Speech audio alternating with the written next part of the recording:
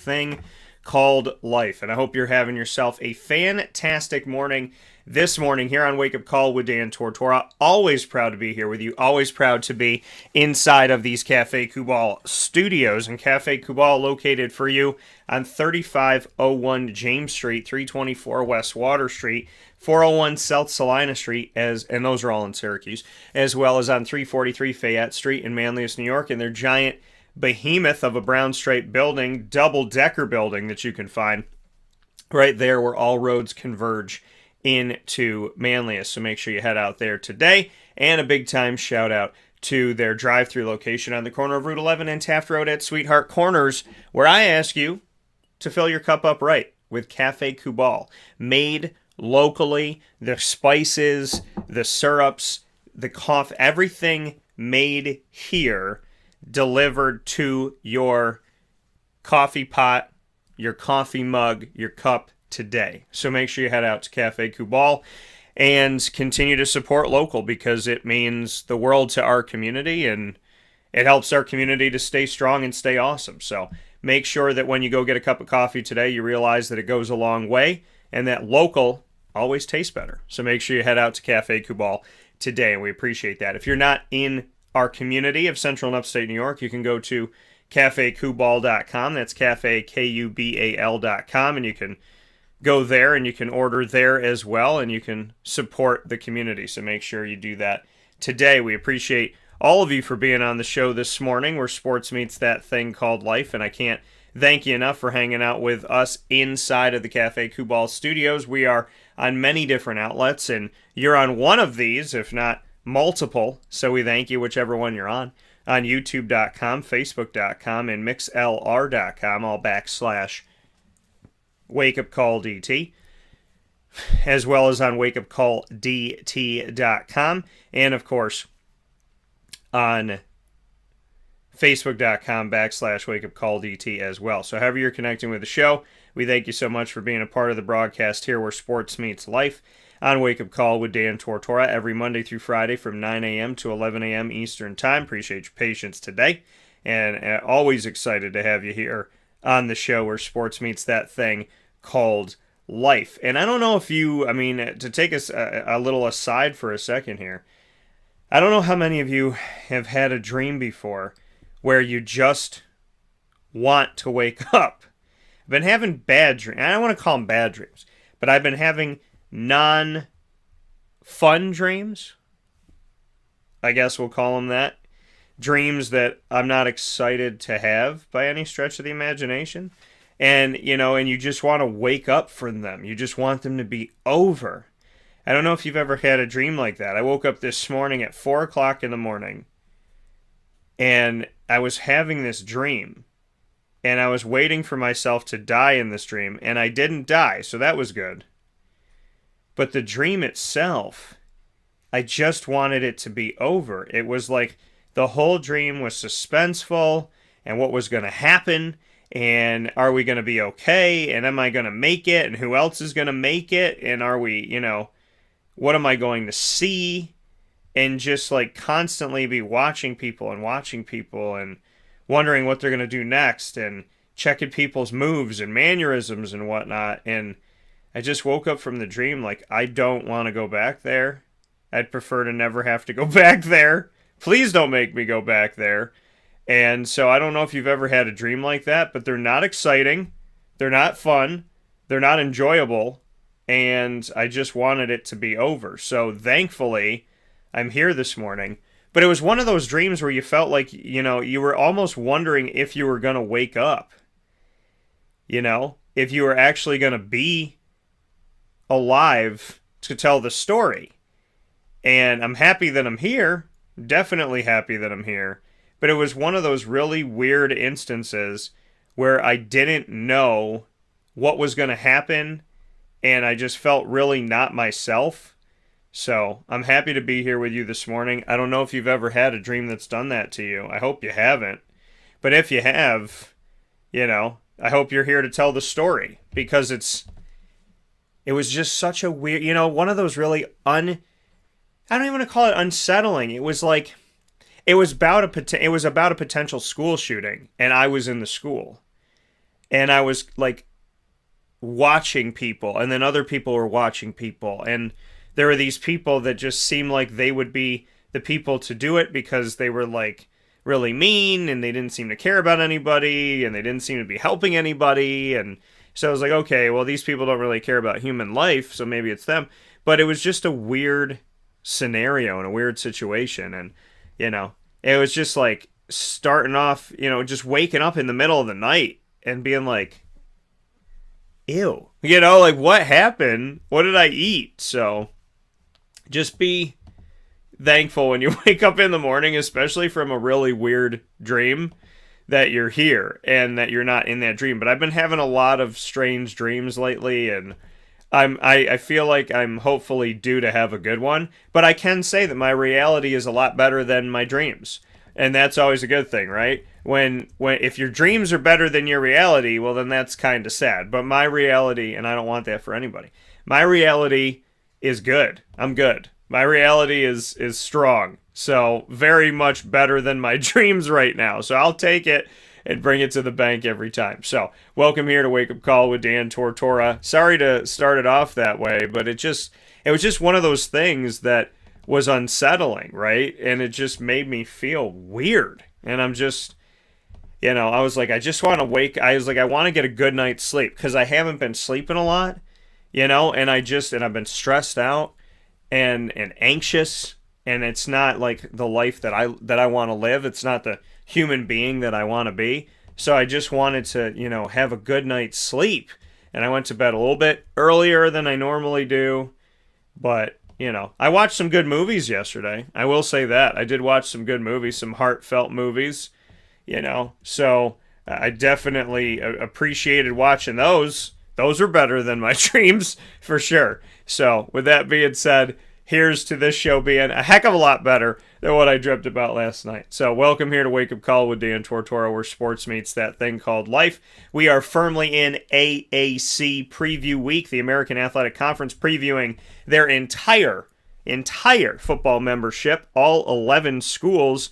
Now, they're going to have 3 less, but then 6 more. So next season I'll be talking about 14 schools as opposed to 11.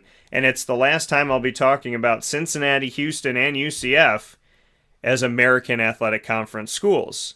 This season's their last season in the conference, which is sad with all sports, but, including football. And I'm sad about it. I don't really want to think about it because I love what the American has built, and I'm sick and tired of institutions coming in and poaching the coaches, and not only poaching the coaches, but now, poaching the universities and colleges and whatnot. So not happy to see Cincinnati, Houston, or UCF go by any stretch. I hope, obviously, that my relationships with them will stay strong, and I'll do everything on my end to make sure that is, because I care about these schools. I care about the student athletes and the coaches and everybody involved, because I've been around them for, pretty much a decade, almost a decade. So definitely tough to do that this morning and say, hey, this is the AAC Preview Week, but it's the last time I'll be previewing Cincinnati, Houston, and UCF as American Athletic Conference schools. So sad but true, and we're going to navigate it together. We're going to have some fun with it this morning. So very much looking forward to that.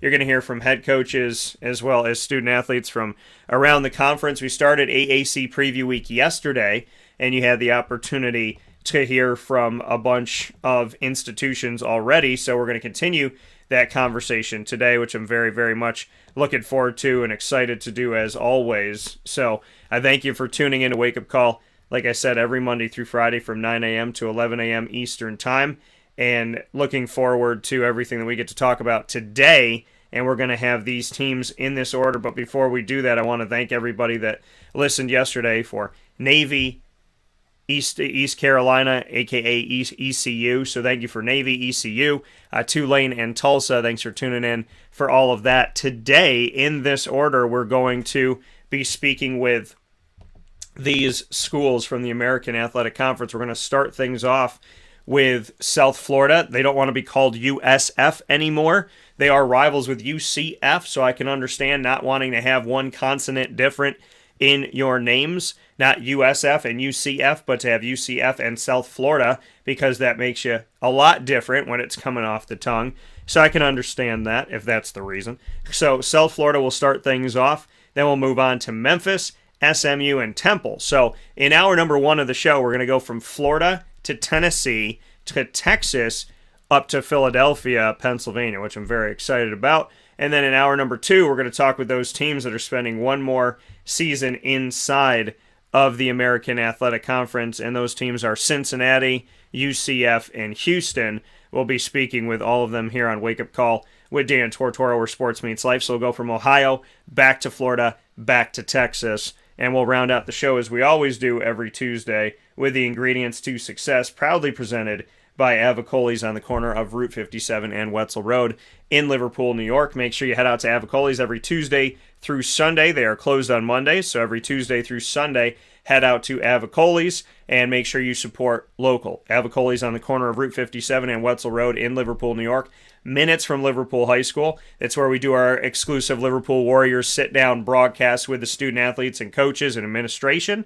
We have some great stuff coming up for you this month here in August with the Liverpool Warriors at Avicolli's. And you can head out to Avicolli's today to their pizza side, which is more casual. You can go to their fine dining side, as well as their bar, and as weather permits, their outdoor dining, which is really beautiful. And they have flower pots outside. It's absolutely, it's colorful. It's just very relaxing.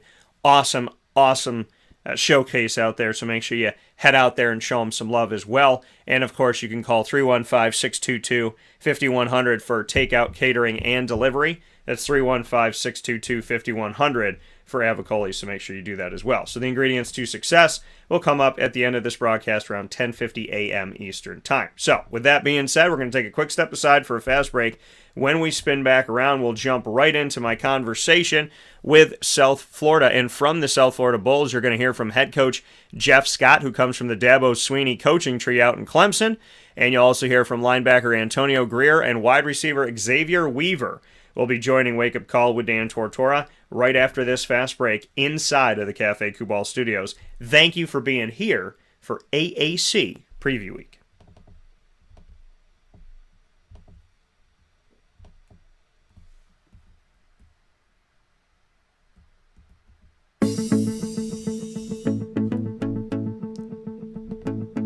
Avicolli's, located on the corner of Route 57 and Wetzel Road in Liverpool, New York, has been your trusted neighbor for decades. Located just steps from Liverpool High School, we're happy to have the Liverpool Warriors on-site, on-location broadcast at Avicolli's through Wake Up Call with Dan Tortora every single month, featuring student-athletes, coaches, and administration throughout the year from Liverpool High School. Head out to Avicolli's today on the corner of Route 57 and Wetzel Road in Liverpool, New York, open Tuesday through Sunday for lunch, dinner, and drinks. We'd love to see you out there. And of course, you can call them at 315-622-5100 for takeout, delivery, and catering. That's 315-622-5100. And also find them on myavicollis.com. That's myavicollis.com.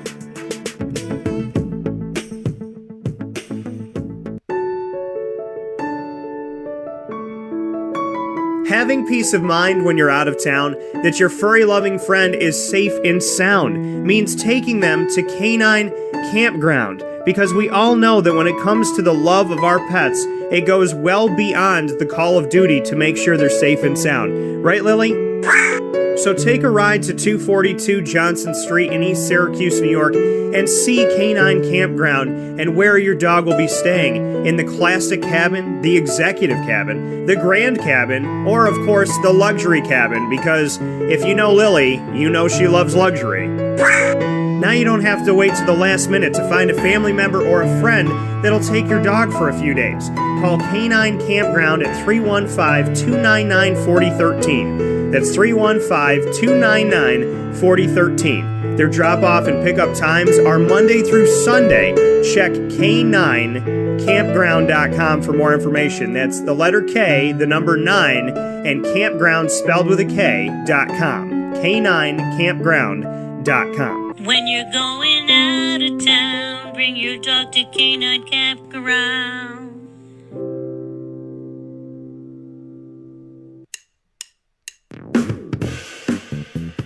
PB&J's Lunchbox, the food truck that you love finding all throughout Central and Upstate New York, now has a street-side cafe. So when you're craving their traditional favorites as well as their out-of-box amazing menu items, you can now head to 663 Old Liverpool Road in Liverpool, New York. Located just minutes from the highway, the Thruway, Destiny USA, and Onondaga Lake Parkway, PB&J's Lunchbox Street-Side Cafe is there for you Monday through Saturday from 9 a.m. to 7 p.m., serving breakfast, lunch, and dinner all throughout the day. Get breakfast for dinner, dinner for lunch, whatever you fancy, including their award-winning grilled peanut butter and jelly sandwich. Find them at 663 Old Liverpool Road in Liverpool, New York. PB&J's Lunchbox, where we love to know what's in your lunchbox.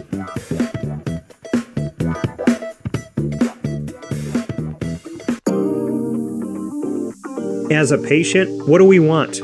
To be cared for, to be listened to, and to have someone walk us through the process on our path to victory. Victory Sports Medicine and Orthopedics does all of those things beautifully, with Dr. Mark Petropoli leading the team on 791 West Genesee Street in Skaneateles, New York, located minutes from beautiful Skaneateles Lake. Whatever your injury may be from head to toe, preventative care, rehab, physical therapy, laser therapy, and surgery are all available at Victory Sports Medicine and Orthopedics, where they care about us, they listen to us, and they understand that everyone's path to victory is a little bit different. Let them help you on yours by calling 315-685-7544 to make your appointment today. That's 315-685-7544. And find out more information at victorysportsmedicine.com.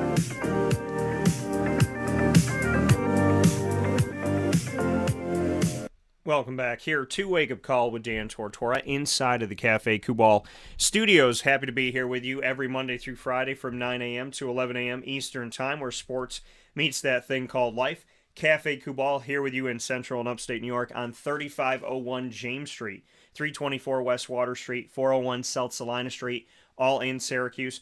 Also inside of their double-decker cafe on 343 Fayette Street in Manlius, New York. You can't miss it. Where all roads converge into Manlius, you will find this giant cafe right in front of you with now an expanded parking lot, so make sure you go in there and say hello.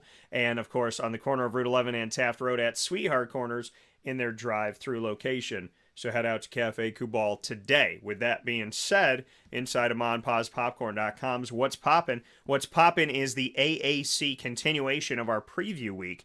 We're going to start things off with South Florida, then on to Memphis, SMU, Temple, Cincinnati, UCF, and Houston, before getting into the ingredients to success, proudly presented by Avicolli. So, with that being said, let's jump into our continuation of AAC Preview Week with those South Florida Bulls. And we have representation from the South Florida Bulls ready to go for you. And first and foremost, my conversation with their head coach, Jeff Scott. And this is what Jeff had to say when I had the opportunity to speak with him heading into the 2022-23 college football season. Not only yourself, but Tony Elliott now being at Virginia, and Brent Venables, who you mentioned before, at Oklahoma. Just what you can say about that coaching tree that leads back to Coach Sweeney, and what it is about Dabo that has been so special and kind of paramount to building success with many coaches, including yourself. Well, absolutely. I could talk for days on that. You know, Coach Sweeney is just an incredible person, and, he's a developer of men. And obviously that's the young men, student athletes as players, but also developing his staff. And, I mean, I can remember even before I became a co-offensive coordinator, when I was a recruiting coordinator, and I'd go on the road with him recruiting, just some of the conversations that we would have, and he'd say, hey, when you become a head coach one day, these are some of the things that you're going to have to kind of work through. So, and I know he was having the same conversations with both Tony and Brent. And so really just kind of over time preparing, and I think overall the way that he communicated his culture, his beliefs, and the consistency in that, I think is, overall what helps young coaches, learn. Sometimes there may be a head coach that maybe he does everything and he just wants you to kind of do your job. But Coach Sweeney is one that really not only develops his players, but develops his coaches and his staff. And, but the other side of it is he has such an incredible culture that coaches don't want to leave. And so that's why you saw for many years, the continuity that we had. And then, finally there is a point to go out and spread your wings and, have your opportunity to be a head coach and run your program. But, he's still a major mentor for me and one that I lean on for advice as I'm, navigating the challenges of being a head coach. In a follow-up here for South Florida and UCF, that was something that has been a rivalry over time, something that people would like to get back, but they're leaving the conference. What are your thoughts on the UCF South Florida connection, and would you like to have a non-conference bout with them when they go to the Big 12? Yeah, I think there's so many things changing so fast that, it's hard to really, it feels like we're all on a ride right now and everything's just happening super fast. And at some point it's got to slow down and then we can get to a little bit of normalcy of what the future looks like. I think it makes a lot of sense to continue that rivalry. I know it's one that's, been going on, since we have started our program and, been a great rivalry through the years. Now, what that looks like, with the non-conference schedules that have already been planned out, for the next 4 or 5 years, how all that gets set up, I'm sure that'll be decided by, the athletic directors and leadership of the school. But I definitely would like to continue that when possible. So you hear that from Jeff Scott. A lot of big words about Dabo Swinney, and I think obviously well-deserved. Dabo being somebody that I've been around for a while and not like how Jeff has. I mean, obviously Jeff spending a lot more time with Dabo as a member of his coaching staff, but being in a situation where you get to know Dabo and you get to know, you get to know Jeff Scott as well. Love hearing those words and him saying, listen, I could talk about this forever. I mean, I was excited to ask the question. I was more excited to see his response. And I'm like, oh, okay, like now we're going to talk about this. And would love to talk with Jeff Scott even further. So hopefully we get the opportunity to do something like that, and always appreciates Jeff Scott and everything that he's doing to try and get South Florida out of the basement of the American Athletic Conference right now, and saying, hey, we want to continue that rivalry with UCF. Things are changing fast, as he stated, and wanting to see something good come out of this, right? And be able to continue this rivalry, which would be crazy, in my opinion, to not see. So hopefully we'll find a way to keep it going, because why not have UCF and South Florida play up against each other? In his first season, they went 1-8 in the COVID year, 2-10 last season, and now they have another opportunity. This season, they're going to start off the season, the Bulls are, of South Florida, with BYU, who's going to be joining the Big 12, ironically, as well, coming out of Independence, to join those 3 schools for the American Athletic that are joining the Big 12. Then they'll play Howard. They'll play at Florida, as South Florida, as you know, signed a deal with the Florida Gators to play them a few times. So they'll be at Florida, in Gainesville, coming up from Tampa. And then they'll be at Louisville before they start their conference bouts. And they'll have that rivalry game.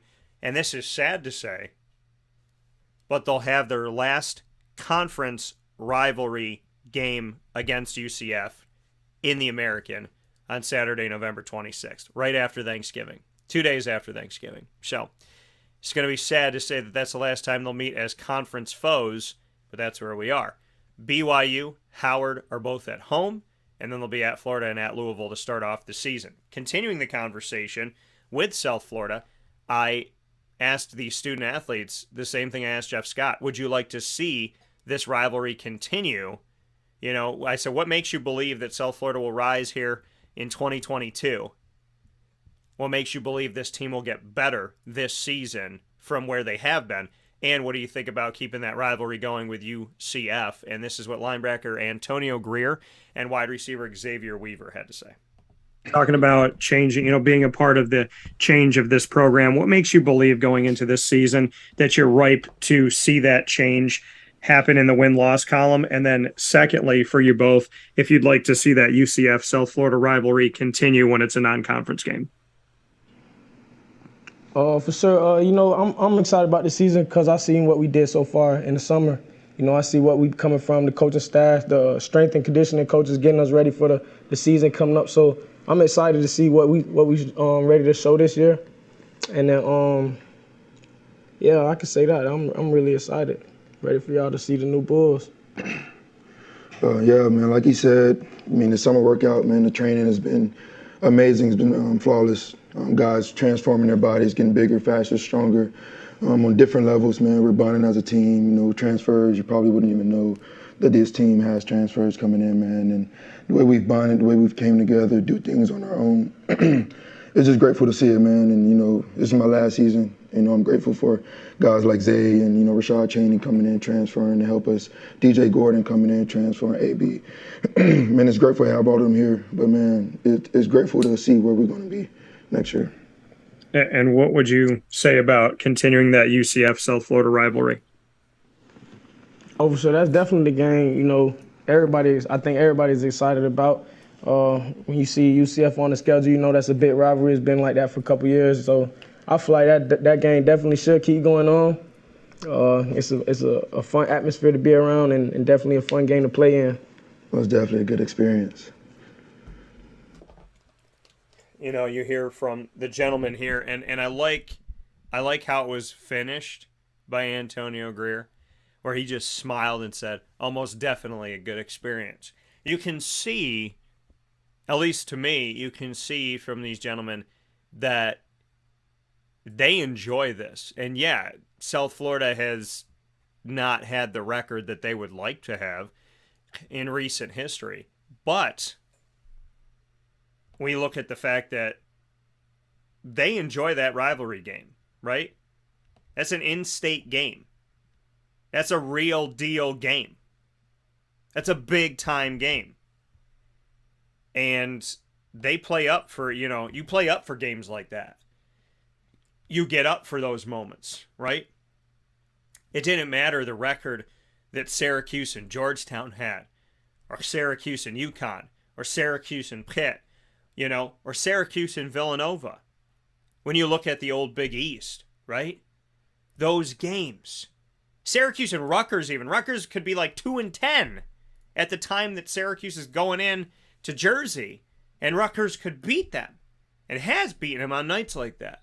Because that rivalry is so deep, right? Then you add to it with South Florida and UCF that this is in-state. This is in-state. You see each other.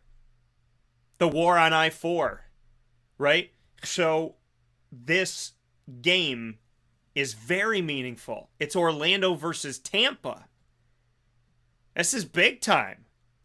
So this game, to me, has to continue. If we want to preserve college football, college athletics, if we want to preserve rivalries, you have to have a game like that. You can't get rid of a game like this. Because who's UCF's rivalry in the Big 12?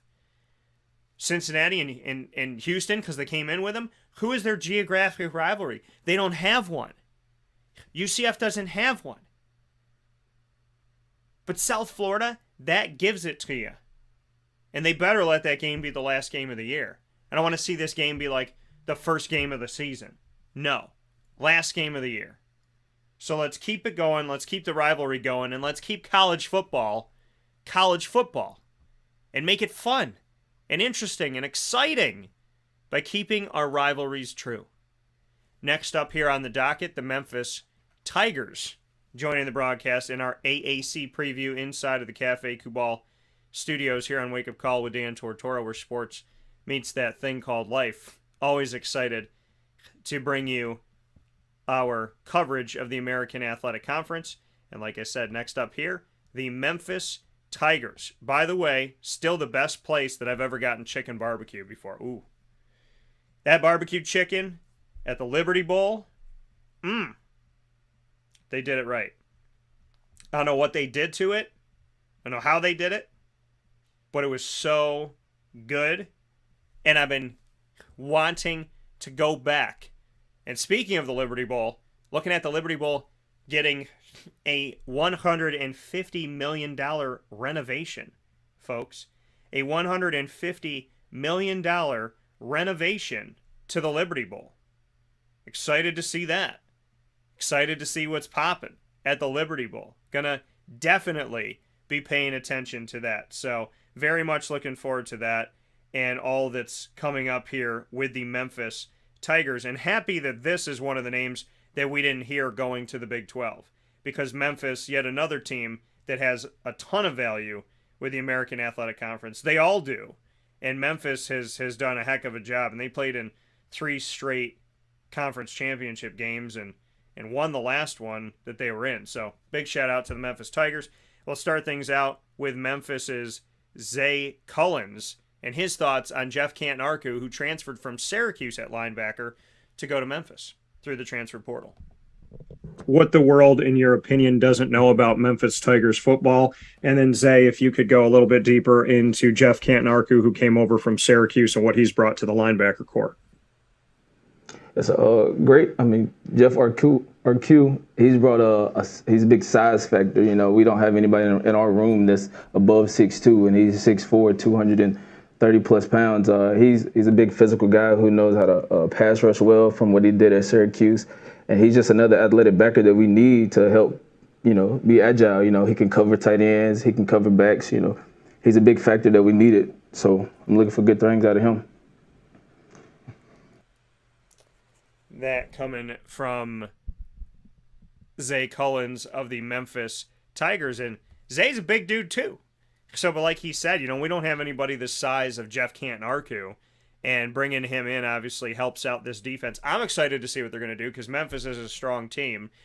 And Jeff Canton-Arku was one of those sleepers on Syracuse's team. And what I mean by that wasn't given the respect coming in, but I definitely have respect for him and what he's done and what he's built at Syracuse. And I'm not saying I didn't have the respect for him coming in. I'm saying he wasn't a household name coming in, and then he would play and prove himself. And I kept saying good things about him. And now, you know, sadly for Syracuse, he's moved on to another team, but good for Memphis as we continue with Memphis's head coach, Ryan Silverfield. Taking a look at the fact that, you know, obviously this is going to bring some change. And you spoke about one of the games that you had played last year against a team that's going to be in the American Athletic Conference shortly, with 3 going out and 6 coming in. I know you have to play the team that's in front of you, but just what your thoughts are on realignment and the fact that the American will adjust after this season as well. Yeah, you know, I mean, it was no different last year when people started talking about the whole realignment deal. There's absolutely nothing we can do in our current situation, right? Whatever I do today will not affect what's going to happen that's destined for this conference and realignment. And that's part of it. And we can only focus on this season. But we do know this conference is fantastic, right? The AAC is a wonderful conference. This is now going on my 7th year here. Obviously, we are losing 3 teams, but the addition of those 6 are great teams. Anybody that looks at their track record of the teams coming in, the universities and the type of programs we're adding to the fold will only make our conference stronger. Realignment, it's part of college football, right? And I think we all know, expect the unexpected. And I'm sure when chips may fall, things may not be the exact same as we are talking about today. That coming here, chips may fall, and it may not be exactly what we're talking about today, right? That's a perfect description of conference realignment. Chips are going to fall, and what we know today, we may not know tomorrow, as we're speaking here with Ryan Silverfield, the head coach of the Memphis Tigers football program. Silverfield has, like he said, he's been 7 years in the American Athletic Conference, but 2 years as the head coach. And as the head coach of Memphis, he started off his career as a head coach by coaching during a pandemic, which is obviously very trying. And he went 8-3 that year. Fantastic, and won the Montgomery Bowl. Then went 6-6 last season, and so now steps forward with a 14-9 record as a head coach. Winning record, that's a good thing, especially in your first couple seasons. Listen, I saw Memphis with Justin Fuente build into something special. Then I saw Mike Norvell continue that for 4 seasons at Memphis, keeping it something special. Then from there, Ryan Silverfield goes 8-3 in his first year, and now 6-6, and then utilizing the transfer portal. You know, Memphis is one of those programs that continues to win. It's about the culture. It's about the environment. It's about the athletic department. You have to give credit because when the coach changes and the student athletes change, then you look at it and say, well, what's staying the same? What is it about the university? What is it about this football program? What is about what is built? And what's it about the people that are still there? Who's connected to that football program that keeps that running and keeps that going and in a positive place? And I want to give a ton of credit to Memphis for building the culture that they've built to be as successful as they've been, to lose really good coaches in Justin Fuente and Mike Norvell, and to find a way to keep winning. And it's credit to Ryan Silverfield as well. So credit goes all around to everybody involved here, and much respect to the Memphis Tigers as we take a look at what they have coming up this season. Memphis will start off the season at Mississippi State. They'll be going up against Mike Leach and the gang. Then they'll play a conference game at Navy early on in September 10th. I said this yesterday. Then they'll play Arkansas State, and then they'll play a team that's coming in to the American Athletic Conference next season via Conference USA, and that is North Texas. So they're going to get, as some of these Conference USA teams have already played the American Athletic or will play the American Athletic, we'll see that once again here as North Texas will take on Memphis in Memphis at the Liberty Bowl. Memphis is going to play 4 games at home after starting the first 2 on the road. They'll play Arkansas State, North Texas, Temple, and Houston all at home. They'll also play UCF at home, which has been a nice little rivalry that was a brewing when they played each other in multiple conference championship games, which is a lot of fun to see. And I was at both of those games that were out in Central Florida at the Bounce House in Orlando, and loved watching both of those games with Memphis and UCF. Instant classics for both of them. And Silverfield saying that, he'd spent 7 years now. Silverfield was deputy head coach and offensive line coach during the 2019 season for the Memphis Tigers when they won their first outright conference title in 50 years. They won the conference championship with a 29-24 win over Cincinnati at the Liberty Bowl. I was at that game. That's what I was mentioning before. And Silverfield was also part of Memphis staffs that went to 3 straight American Athletic Conference West Division crowns from 2017 to 2019 and 4 straight bowl appearances from 2016 to 2019.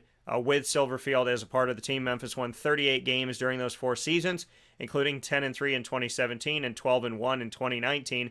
He is the only member of the staff to be a part of both 10-plus win seasons. So big ups to him in moving up the ranks. And as Dabo Swinney said it, and kind of ironic here, Dabo Swinney, Jeff Scott, part of his coaching tree. Jeff Scott and I spoke with the last team that we had on here, South Florida, to start off AAC Preview Week for today, to continue Preview Week, but to start it off today, that Dabo Swinney has a connection to Jeff Scott, and Dabo told me that promoting from within, if you don't do it when someone deserves a promotion, then it destroys your culture. And here's Ryan Silverfield getting promoted from within, and the culture continuing to stay strong for the Memphis Tigers as we get excited for what's coming up this upcoming season for the Tigers that call Tennessee their home. And to take a look at, I made a mention of the fact that they're going to be spending at least $150 million to renovate the Liberty Bowl. The city of Memphis and the University of Memphis will be spending $150 million. Nice to see that they're working together on this thing. And that'll come before the 2025 season. It could reach $200 million for the Simmons Bank Liberty Stadium, so we could see it go even higher. Now, Memphis studied options of renovating the current stadium or building a new one. The renovation project could also help make Memphis more attractive to another conference, which, like I said, I don't want to see them go. I want to see them continue to build the American. And so Memphis Athletic Director Laird Veach said, quote, "It will optimize our position in the rapidly evolving landscape of intercollegiate athletics in a more manageable and efficient time frame. This is the most strategically achievable option for us to pursue and make a game-changing impact at a critical time for our program," end quote. Now, the project plans to change the west side with new premium seating options and add a hospitality halo space around the stadium, as well as family boxes in the north end zone area, party deck patios for students in the south end. So, a lot of changes coming to the Liberty Bowl, but the food is fantastic, and when I walked into the Liberty Bowl, I already felt like, there's some really amazing stadiums that have been a part of the American. Nippert Stadium in Cincinnati, the Liberty Bowl in Memphis. There's been something really, truly special about all of this that I've been so grateful to God that I've gotten to see. The Liberty Bowl it's set up really uniquely. And like I said, the food was great, the experience was great, and just the view of the stadium was really beautiful. I couldn't get enough of it. Took some videos, took some pictures, and had a lot of fun in that 29-24 championship game of the American Athletic that I went to with the Memphis Tigers defeating the Cincinnati Bearcats a year before Cincinnati went and won at Nippert Stadium, which I was there last season for when they defeated the Houston Cougars. Coming up next here in our AAC preview week, we're going to have the opportunity to share some space here on Wake Up Call with Dan Tortora inside of the Cafe Kubal studios with the SMU Mustangs. The Mustangs of Southern Methodist University down in the great state of Texas, and they have adopted Dallas. Put it on things. Put the D on, right? They're SMU, but they have a D on their helmets. They have D on their jersey, whatnot, to show that they're in Dallas. They're promoting Dallas. It's about Dallas, because Dallas is a big city, very notable city. You got the Cowboys down there. People love themselves some Dallas, right? So embracing the city, embracing the community, embracing the branding. I want to shout out SMU for getting really into this and utilizing it to their advantage and saying, yeah, when we say SMU, you may not know who we are, you may not know where we are, but if we put a D out there and we talk about Dallas, you know Dallas. So finding a way to consistently, productively promote themselves and progress forward, I appreciate it. And speaking of progressing forward, new head coach Rhett Lashley is there, as Sonny Dykes did what the prior coach did, which is build up this program and head off somewhere else. We saw it happen with Chad Morris, got him back to a bowl game for the first time in forever, and then he moved forward to Arkansas, and they didn't even give him 3 years there. As I said, when you move to the SEC, you got about 3 seasons to prove yourself. I said that. Am I wrong? I mean, look at what happened to Chad Morris.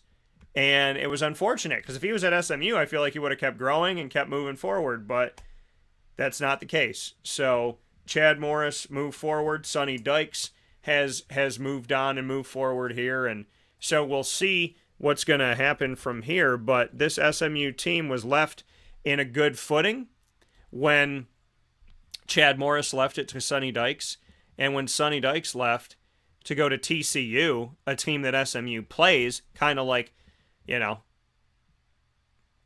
leaving your girlfriend for her best friend type of thing. Not her best friend, but like a friend, right? So kind of a weird situation there. But now he's at TCU after spending multiple seasons at SMU. And Sonny Dykes at SMU coached the Frisco Bowl game in 2017, which they lost. Then he went 5-7, 10-3, 7-3, and 8-4, and lost in the Boca Raton Bowl. Despite going 7-3 and 8-4, SMU did not play in bowl games in 2020 and 2021, which they could have based on their record. So he has 2 bowl losses as the head coach of SMU, unfortunately, because those other 2 games were never played. But he has moved on to TCU, which means that SMU has Rhett Lashley, and Rhett Lashley comes in to this experience at SMU that has been more positive as of late, and hopefully will continue that rocking forward. To give a little background on Rhett Lashley before we hear from him, Rhett Lashley returns to SMU as the head football coach. Did that on November 29th of 2021, right after Thanksgiving. He was previously the offensive coordinator for 2 years, including the 2019 campaign.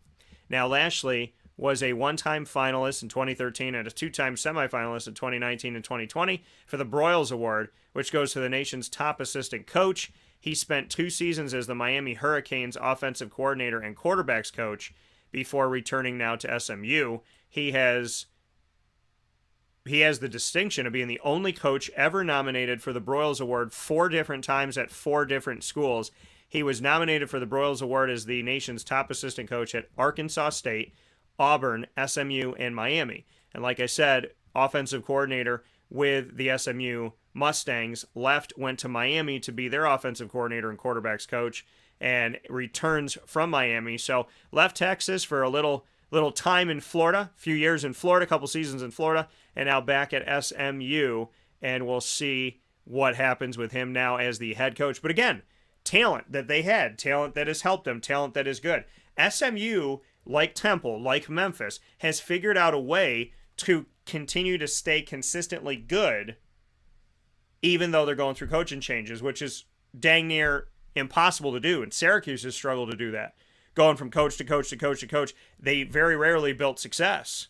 They had some of it under Doug Marrone, and that was probably the best look at it. And I know Syracuse fans don't want to hear that because Doug said that this was his dream job and then skated off to another team, to the Buffalo Bills.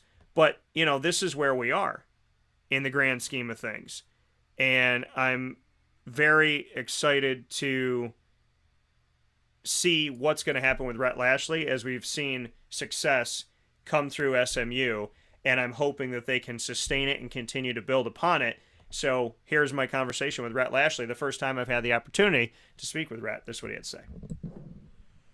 Looking at the fact that you've had experience, obviously, at SMU, but within other conferences, when we see this realignment and different things that are going on, how would you define where college football stands today, and why was it the right time for you to return to SMU? Yeah, with regards to realignment, I don't know if anybody really knows. I mean, I think college football is changing by the day. And so we all just get up and control what we can control and do the best we can. But, you know, who knows what the next 30 days will look like, the next 12 months, next 24 months, I don't know. You know, I'm sure if you're a fan, it's an exciting time. If you're where we are, you're just getting ready for a season. And a lot of those things are out there, and that's all going to get settled really outside of our control. So as far as that goes, that's really all I got to say to that. What was your second part of your question? Why it was the right time for you coming from Coral Gables to return to SMU? Yeah, I think it was just the perfect fit. I mean, look, anybody who does what we do long enough, I'd been a coordinator, I think, 11 or 12 years. I mean, you want to be a head coach. That's a goal. That's a dream. So I was no different, but you want to do it where it's the right fit. And, you know, I'm from Arkansas, 5 hours away, been at Dallas for 2 years. I knew SMU. I knew the campus. I knew the city. I know what I think is being built here. I was here when we started it. I know the potential of what we can be as a program. So it just was the right fit and the right timing, and I'm just humbled that, you know, I got the opportunity to come back here and be the head coach. And you see exactly what I'm talking about with the Mustang logo inside of the D, and then actually physically writing out Dallas in cursive to embrace being in Dallas, Texas as part of their branding, which I love. And I think it's great to put SMU on the map even more. I think they're another rising institution like a Memphis. I think Memphis has been rising. I think SMU is another team that can be on the rise here and be very desirable, which is why I want the American Athletic to do what they have to do, get their grant rights together, put it all together, and protect this conference, because this conference has a lot of good, and I don't want to see any more leave from it. Elijah Chapman's going to join me next here, their defensive tackle, as we speak together about something we should know about SMU going into this season. That's what he had to say. Elijah, as you step into this season, obviously from the inside out, you guys know yourself better than anybody. You go through change, but what is something about your team that you feel like people need to know that maybe they don't know at this point about SMU?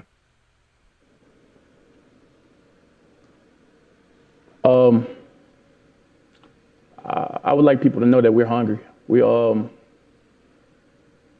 years, for the past years that I've been here, we've been chasing the championship, and as those years went on, we built that culture in order to reach that championship. So I feel like this year we're a lot more hungrier than we were in the past few years. So Elijah Chapman saying this team is hungrier than they've been in the past few years, and we will see exactly if that, you know, comes to fruition here, as SMU will have on their schedule this season, and take a look at what SMU has here in this AAC preview week on Wake Up Call with Dan Tortora inside of the Cafe Kubal Studios. Taking a look at SMU's upcoming schedule, they will also play North Texas. So I mentioned Memphis is going to do that. They will play North Texas, who will be another foe and an in-state rival in the state of Texas, as the American Athletic Conference has moved their headquarters to Irving, Texas during the pandemic. They're down there permanently now. And on top of that, they're adding more Texas-based schools. So SMU, Rice, UTSA, North Texas, all a part of the American Athletic Conference. In 2023, they will all be a part of it. So we could see SMU at North Texas to start off the season. Then they'll face off against Lamar, be at Maryland, and then they'll have a very interesting game on September 24th, as they will host Sonny Dykes, with him having left SMU for TCU in-state. Texas Christian versus Southern Methodist. There you go. Christian versus Methodist and Texas versus Texas. Sonny Dykes returned to SMU, not even a calendar year after leaving. I can only imagine how the fans will greet him. They're either going to cheer and say thank you for what you did for us, or they're going to boo and say how dare you leave us.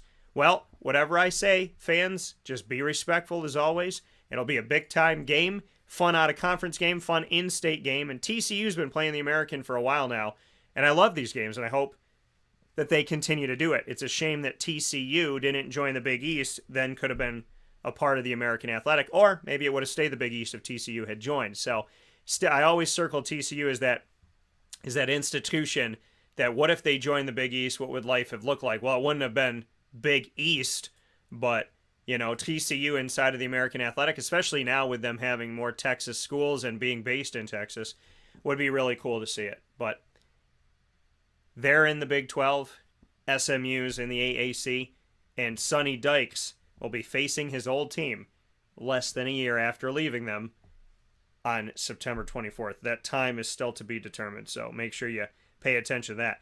Continuing with SMU, I had the opportunity to speak with Tanner Mordecai, their quarterback, and wide receiver Rashee Ree, and this is what they had to say. For both of you, just what you can say, you talk about the coaching staff, how Casey Woods has come in as offensive coordinator, what you both think about his style and what he's asked of you, and then Tanner, just what you can say about how you and Preston have kind of fed off each other.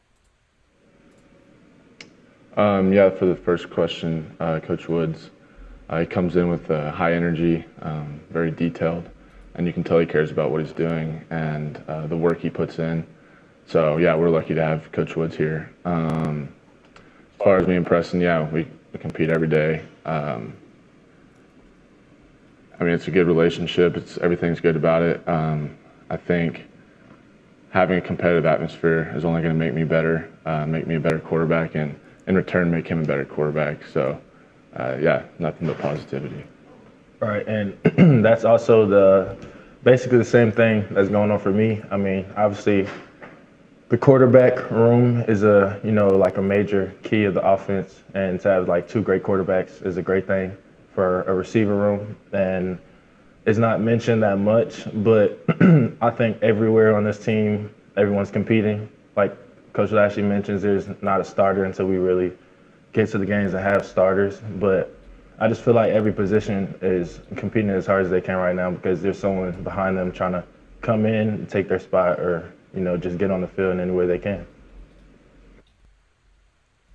That coming from Tanner Mordecai and Rashee, also being a part of this SMU team. Tanner Mordecai, the quarterback, and wide receiver Rashee Rice joining the broadcast here on Wake Up Call with Dan Tortora. Very excited to see, like I said, what SMU is going to do this season, what they're going to look like, what they're going to be, because they're there in Texas. I think they're another team that somebody would look at poaching, right? They're down in Texas. They have the Dallas market. They're building. They're growing. They're expanding. They've been able to win despite coaching changes. Rhett Lashley coming in as the only person to be nominated for the Broyles Award for the top assistant coach in college football 4 different times at 4 different institutions. So a lot to be said about Rhett if he can continue to win and where they are and what they're doing and how they brand.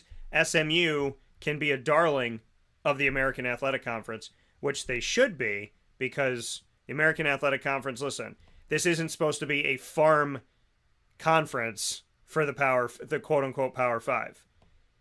Coaches get poached, student-athletes get poached, schools get poached. The American Athletic Conference is a beautiful conference that was born out of the nastiest form of realignment. And now a decade later, I only want to see them continue to succeed. So, you've heard from South Florida, Memphis, and SMU. We'll continue the conversation with Temple right after this fast break on Wake Up Call with Dan Tortora. From inside of the Cafe Kubal studios, this is where sports meets life, and we always appreciate you being here on Wake Up Call with Dan Tortora. Coming up in the AAC Preview Week next, we have Temple, another new head coach in the American Athletic Conference. The Temple Owls have hired Stan Drayton, who has a connection to Syracuse. We'll talk about that and more right after this.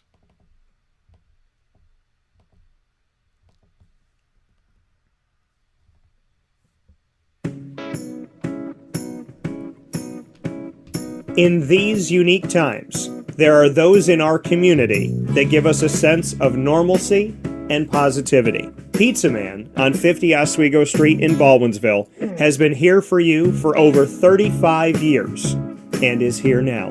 Call 315-638 1234 or order online at pizzamanbeville.com to bring those familiar tastes into your home. And remember to come see our monthly on-site broadcasts centered around the community and our Baldwinsville Bees. Pizza Man in Baldwinsville. Any way you slice it, they are always here for you.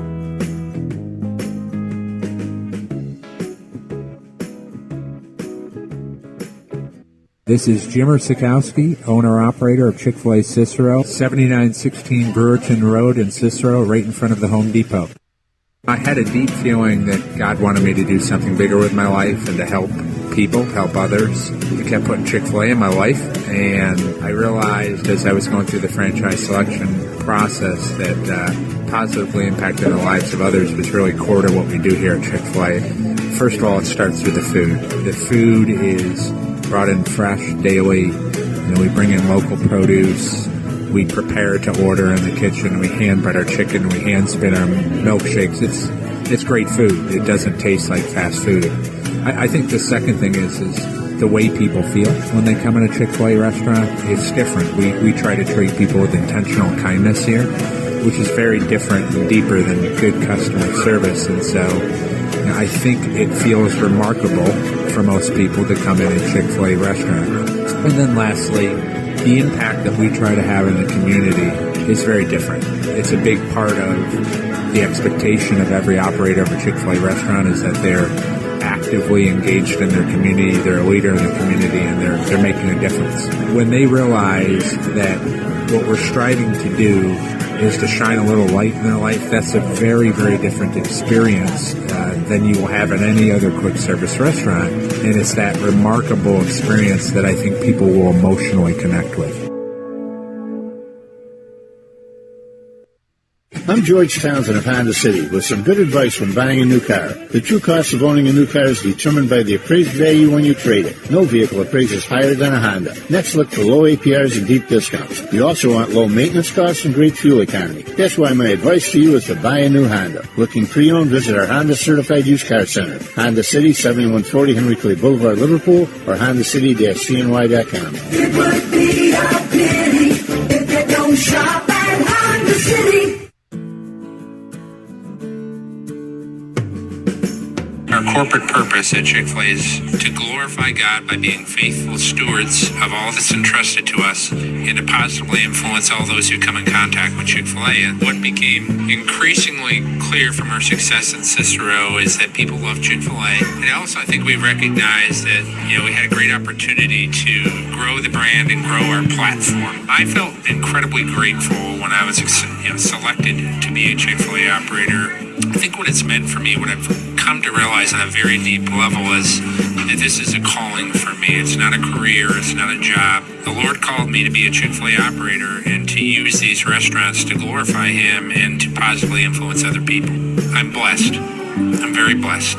Head to Chick-fil-A Clay on 3974 State Route 31 in Liverpool, New York. Welcome back here to Wake Up Call with Dan Tortora inside of the Cafe Kubal Studios, hanging out with you where sports meets life. Every Monday through Friday from 9 a.m. to 11 a.m. Eastern Time. You are with us on all of these channels.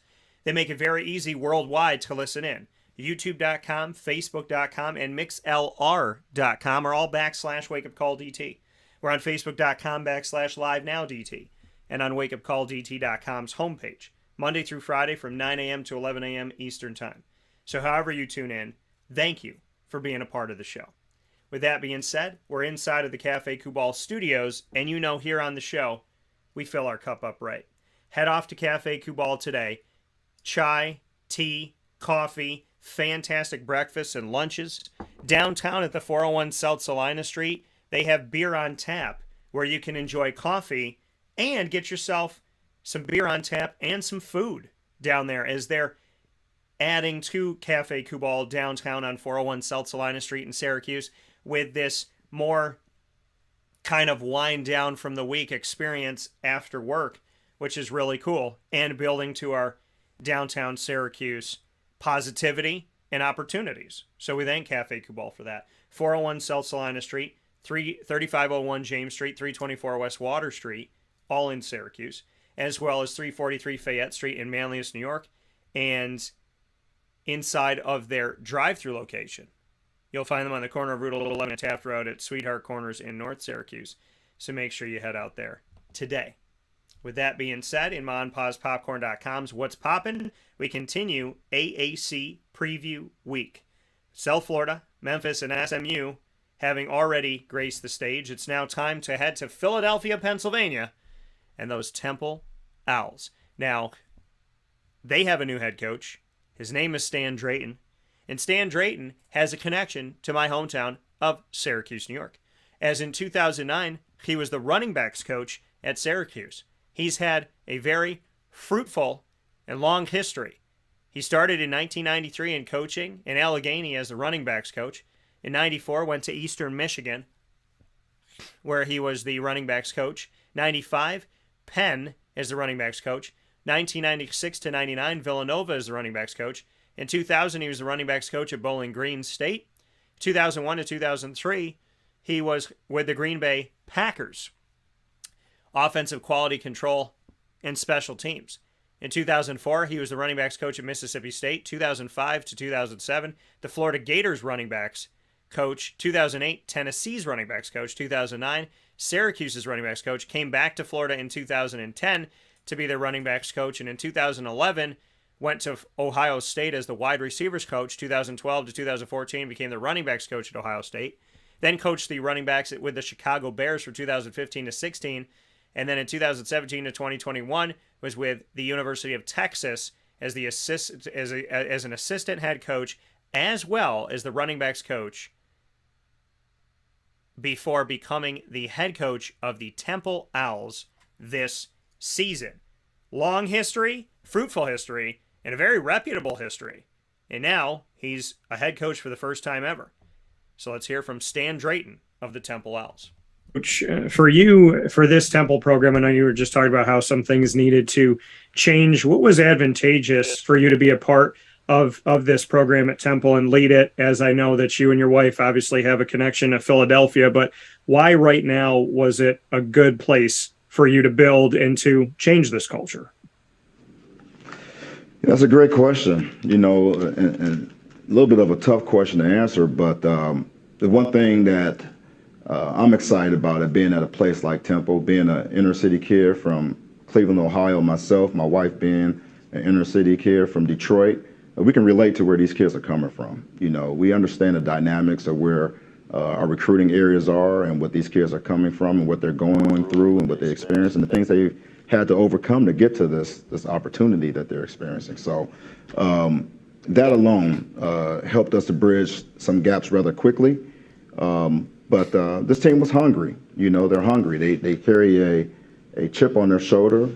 They carry an underdog mentality that can be used as a positive. And, I kind of was that type of a player, Division III player that, felt that he was overlooked or whatever it may be. And I created these experiences and made them an edge for myself, And I think these kids carry an edge. And that's always been Temple. I've always looked at this place, from the sideline and watched the product that was put on the field and the physicality that they brought to games and the toughness, the grit that they brought to games when they were winning football games around here. And I tried to, be that as a coach, and that's what I was as a player. So that alone right there allows me to kind of stay within who I am, and these players are buying into that. Definitely appreciate what Stan Drayton had to say here on Wake Up Call with Dan Tortora. So much so that I want to share it again. And I want you to listen to it because it goes well beyond coaching. This is what Stan had to say. Coach, for you, for this Temple program, I know you were just talking about how some things needed to change. What was advantageous for you to be a part of this program at Temple and lead it, as I know that you and your wife obviously have a connection to Philadelphia, but why right now was it a good place for you to build and to change this culture? That's a great question, and a little bit of a tough question to answer, but the one thing that I'm excited about it being at a place like Temple, being an inner city kid from Cleveland, Ohio, myself, my wife being an inner city kid from Detroit, we can relate to where these kids are coming from. We understand the dynamics of where our recruiting areas are and what these kids are coming from and what they're going through and what they experience and the things they've had to overcome to get to this opportunity that they're experiencing. So that alone helped us to bridge some gaps rather quickly. But this team was hungry. They're hungry. They carry a chip on their shoulder. They carry an underdog mentality that can be used as a positive. And, I kind of was that type of a player, Division III player that, felt that he was overlooked or whatever it may be. And I created these experiences and made them an edge for myself, and I think these kids carry an edge. And that's always been Temple. I've always looked at this place, from the sideline and watched the product that was put on the field and the physicality that they brought to games and the toughness, the grit that they brought to games when they were winning football games around here. And I tried to, be that as a coach, and that's what I was as a player. So that alone right there allows me to kind of stay within who I am, and these players are buying into that. Understanding the area, understanding the circumstance, understanding the position that the players are in, right? Getting it. We underestimate that, right? I know what I've been through, and I see what they've been through, and I can talk to them about going through it and getting through it. I can pay it forward. I can help. I love that. I love that. Being an inner city kid from Ohio, I can understand Philadelphia and the connection that him and his wife have to Philadelphia. I love this. And I'm hoping that this is very fruitful for Temple and for Stan Drayton and his family. I'm excited to see what's going to happen. Because the Temple Owls, they've been through a lot. They've been through a lot. A lot of change. A lot of change. In the time that I've covered them, the Temple Owls had Steve Adazio, who went 9-4, 4-7 with them, won the New Mexico Bowl in the 9-4 year, part of the MAC. Then they got invited back to the Big East for a season right before the Big East dissolved football. And then Matt Rule took over for 4 seasons and was 2-10, 6-6, 10-4, and 10-4. He was 10-3. Ed Foley coached the Military Bowl game, which they lost. And then Jeff Collins took over for 2 seasons, went 7-6 and 8-4, and then Ed Foley took over again for the bowl game, lost the bowl game in the Independence Bowl in 2018. Then Rod Carey was there, went 8-5, 1-6, 3-9, let him go, and now Stan Drayton. So the thing about Steve Adazio was there and then took a job with Boston College. Matt Rule was there and then took a job with Baylor and is now the Carolina Panthers head coach in the NFL. Jeff Collins was there in Temple and then took a job with Georgia Tech. Rod Carey was let go. So Rod Carey, this is the first time in a minute where a coach wasn't successful and then left for another opportunity. Rod Carey was just not the right, it didn't work out, didn't fit. And I appreciate Rod Carey, I appreciate his time. And now Stan Drayton's there. And I'm excited to see. And listen, I want people to know this too, because it's so easy to look at wins, losses, and say mean things about people, forget they're human beings.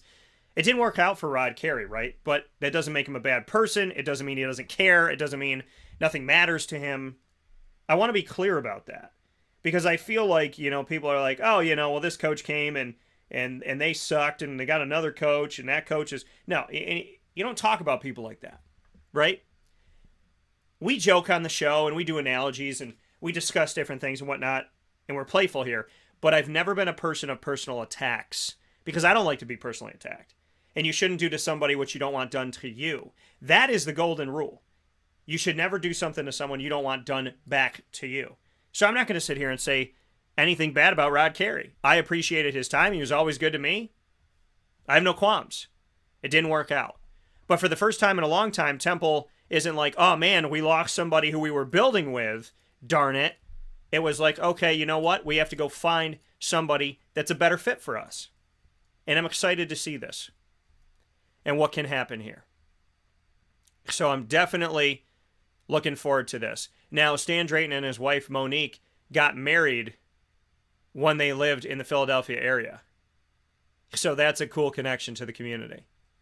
So I'm very much looking forward to this. And I'm looking forward to getting to know Stan Drayton a little bit more because I didn't know him when he was the running backs coach at Syracuse because I was moving down to Florida to work on ESPN 1080 The Team at the time.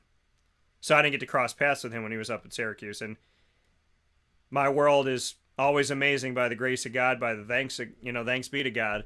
So meeting Stan Drayton now, pretty cool. Pretty cool.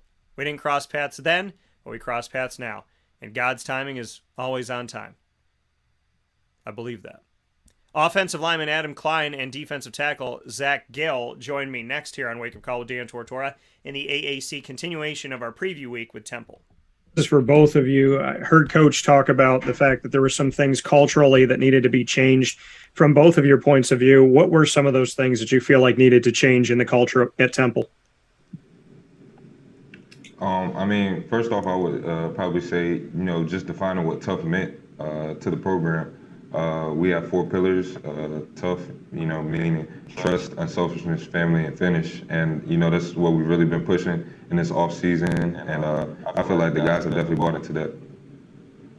Yeah, I think just to piggyback off Zach, I mean, he's perfect in saying that, just getting back to that Temple tough mentality. I think we lost it a little bit there. And, I think, some of our opponents realize that as well. But I think, us moving forward, it's just about what we need to change as a program. And I think we're definitely on the right track in everything we've done from January to now. Getting back to being Temple tough. Something that Steve Adazio is all about, right? And Matt Rule and Jeff Collins, and now they're trying to get back at it, get back to it. And I love that. And I'm excited for it. Like I said, I feel good about Stan Drayton. And I hope he builds, and I hope he stays when he builds. Because that's the key ingredient. To stay. To stay. Not just to build it, but to stay and see it through. If it's the right fit. And hopefully it is. With that being said, taking a look at the Temple Owls this season, they have a favorable non-conference schedule to start off the season and keeping them up north. All good stuff here, right? They're playing Lafayette of the Patriot League. Well, they're playing at Duke the first game of the season. Then they're playing Lafayette at home, Rutgers at home, UMass at home. All favorable games. Temple goes Temple tough. That should be 4-0. Then they're at Memphis and at UCF. That's not going to be fun. And then they have home games against Tulsa, South Florida, Cincinnati, and East Carolina. They're on the road at Houston, at Navy, at UCF, and at Memphis. Not desirable to be on the road for those games. But we'll see if Temple can at least get to 6-6. I think they can go 4-0 to start off the season and then try and steal a couple in the American Athletic Conference.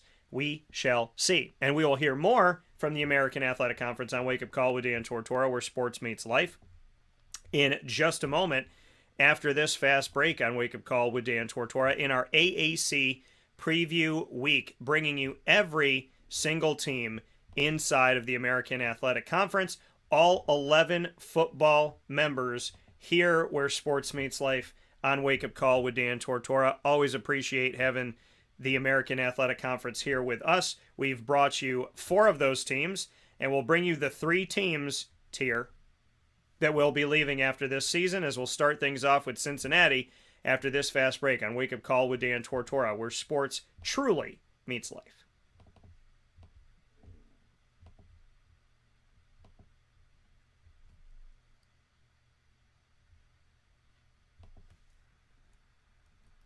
Carvel DeWitt, it's what happy tastes like. Do you know why? Because we make ice cream. Creamy, rich, flavorful ice cream. Not yogurt or iced milk like some of our competitors. Ice cream. Fresh, by hand, daily. For the calorie conscious, we have something new for you. Our new Carvelite. Same great flavor, creaminess, and texture of our regular ice cream with only 35 calories an ounce. So whether you want an ice cream cake, flying saucer, dasher, carvalanche, hard or soft ice cream, we will satisfy your craving with our fresh, handmade regular or new Carvelite ice cream. Carvel DeWitt. It's what happy tastes like.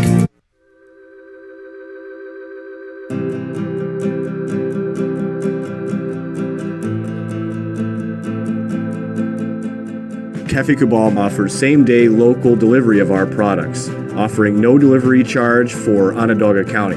Shop cafekubal.com for fresh roasted coffee beans, cold brew, travel mugs, and all your essential Cafe Kubal needs. Cafe Kubal, coffee for the soul.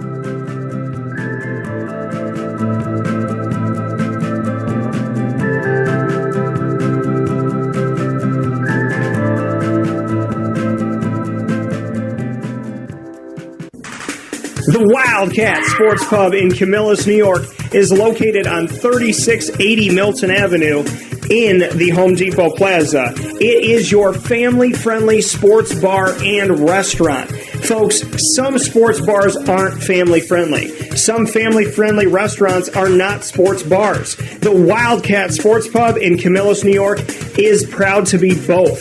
It is that marriage that you've been looking for years. The Wildcat Sports Pub is your home base for your sports bar and restaurant needs, games for the kids, indoor and outdoor activities, and enough things on the menu to come back every single week and get to try something new. They're open Sundays from noon to 8 p.m., Monday through Wednesday, 11 a.m. to 11 p.m., and Thursday through Saturday from 11 a.m. to midnight. For reservations and party information, call 315-487-2222 for the Wildcat family-friendly sports pub and restaurant.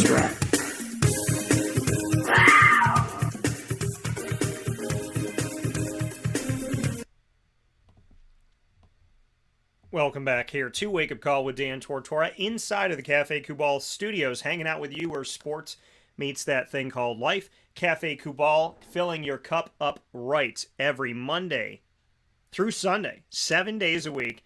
Cafe Kubal for you, 3501 James Street, 324 West Water Street, 401 South Salina Street, all in Syracuse, New York. You can also get some beer on tap and have some nighttime fun downtown at 401 South Salina Street with their expansion of their cafe to include beer on tap as well as another menu. Very cool to do something like that. Very excited about that. Coffee and a little bit of some craft beer and whatnot. So looking forward to that. And of course, you can also go out to 343 Fayette Street in Manlius, New York, to their giant behemoth of a brown striped building.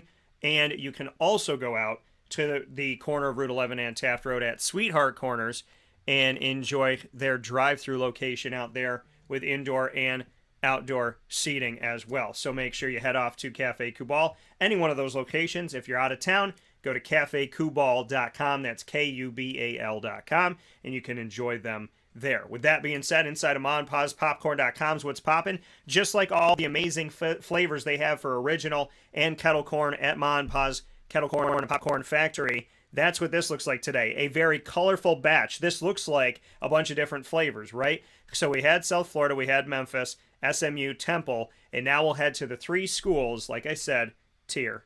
The three schools that are leaving after this season and will officially become members of the Big 12 as institutions on July 1st of 2023, Cincinnati, UCF, and Houston. We'll start things off with the Cincinnati Bearcats in my conversation with the Bearcats here on Wake Up Call with Dan Tortora, where sports meets that thing called life. So we'll jump into the continuation of our AAC Preview Week with those Cincinnati Bearcats that I appreciate so very much. Been to Nippert Stadium for the first time ever this past season. It was a fantastic experience, pardon me there. A fantastic experience of having Cincinnati at Nippert Stadium. Loved being there. Loved seeing what the band did in the beginning. Everybody's there. People are excited. I got there early. Tried to get there about an hour early. Had some issue finding the credential area office. Now I know where it is. And that's usually the thing that media members, I don't know if we tell you, but when we go to a stadium for the first time, it's typically a 50-50 shot of if it's going to be dang near impossible to find where our credential is or if somebody knows where it is. Most of the time, we have to scavenger hunt to find it, but I was able to find it. That's a good thing. And so I'm getting ready. I actually bought some gear, wanted to support. So I'm there at the gear tent, and I hear this, in the distance, I hear this, you hear this, like, these clap and this, oh, and now you're hearing all this stuff, and I was like, oh my God, what is going on? And the band starts coming up, and they're 2 by 2 by 2 by 2, and they're going, and they're hitting, and they're getting after it, and they're chanting, and then everybody starts like singing with them, and they're going around the bowl, right? They're going around Nippert Stadium, and they go around, and then they file into where the band sits, and then during the game, they just get up, and they'd start doing this chant again, and the whole place would be rocking. Everybody get up. They're bouncing up and down. The band's going crazy, and I took video of it because I just loved it. The sound was just beautiful, and it was awesome, and I did no justice to it, and that's not my singing voice, mind you. But I brought no justice to, like, it was just this giant sound of beauty, and it was football, and it was in the air, and it was nice, and it was exciting, and it was real atmosphere, and it was real college football. And I know people talk about Alabama, and you talk about Florida, and you talk about, UCLA and USC and Penn State, and Notre Dame, and so on and so forth. But Cincinnati, the experience of Nippert Stadium was really awesome. It was so awesome. It was so good that I actually sat there after people left. After pretty much everybody was out of the arena, I came out of doing interviews with Luke Fickell and the team, walked onto the field, came upstairs, or came up a few of the steps, and I just sat on the bleachers. I sat on the bleachers, and I looked out, and I thanked God for my life. And I thanked God for my opportunities. I took a deep breath, and I said, I never want to forget being in the stadium, because you never know when things will change. And I didn't know when I was there that they were going to join the Big 12.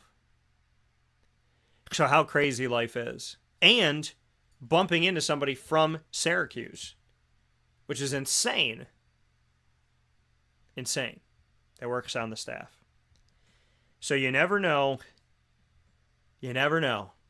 But God always finds a way to tell me, Daniel, I know you don't know if you went in the right direction. I don't know if you know if you're in the right place. But then he sends me something that says, yeah, you are. This is exactly where you're supposed to be, and I'm going to prove it to you. I'm going to show you. God always does that to me. He always gives me something to go, yeah. Because if you weren't here, you wouldn't have gotten this little gift that I had waiting here for you. And Cincinnati gave me a lot of gifts, and I cannot be more thankful for it. And that's why I want to continue to cover them in the Big 12, because the institution's the institution, right? And I love being around them. And one of the people I love being around is their head coach, Luke Fickell, who continues AAC Preview Week. This is what Luke had to say. Two different type of questions here, but I'd love to get your thoughts on both. I mean, you've been within the American Athletic Conference the entire time you've been at Cincinnati. Just what your thoughts are on the conference and what Cincinnati has done within this conference. And then secondly, what Desmond Ridder brings to the NFL, because I don't think he got the respect that he deserved going into the draft. Well, I mean, it has been a phenomenal conference. I don't think that it gets nearly the credit that it should. I think as the game changes and evolves, and whatever is going to happen in the next 2, 3, 4 years with college football and all these things, that we're going to recognize the competition, the teams that have played in the American. And I mean, I haven't known a whole lot else. Obviously, I coached in the Big Ten for a long time. But have not been in the other leagues.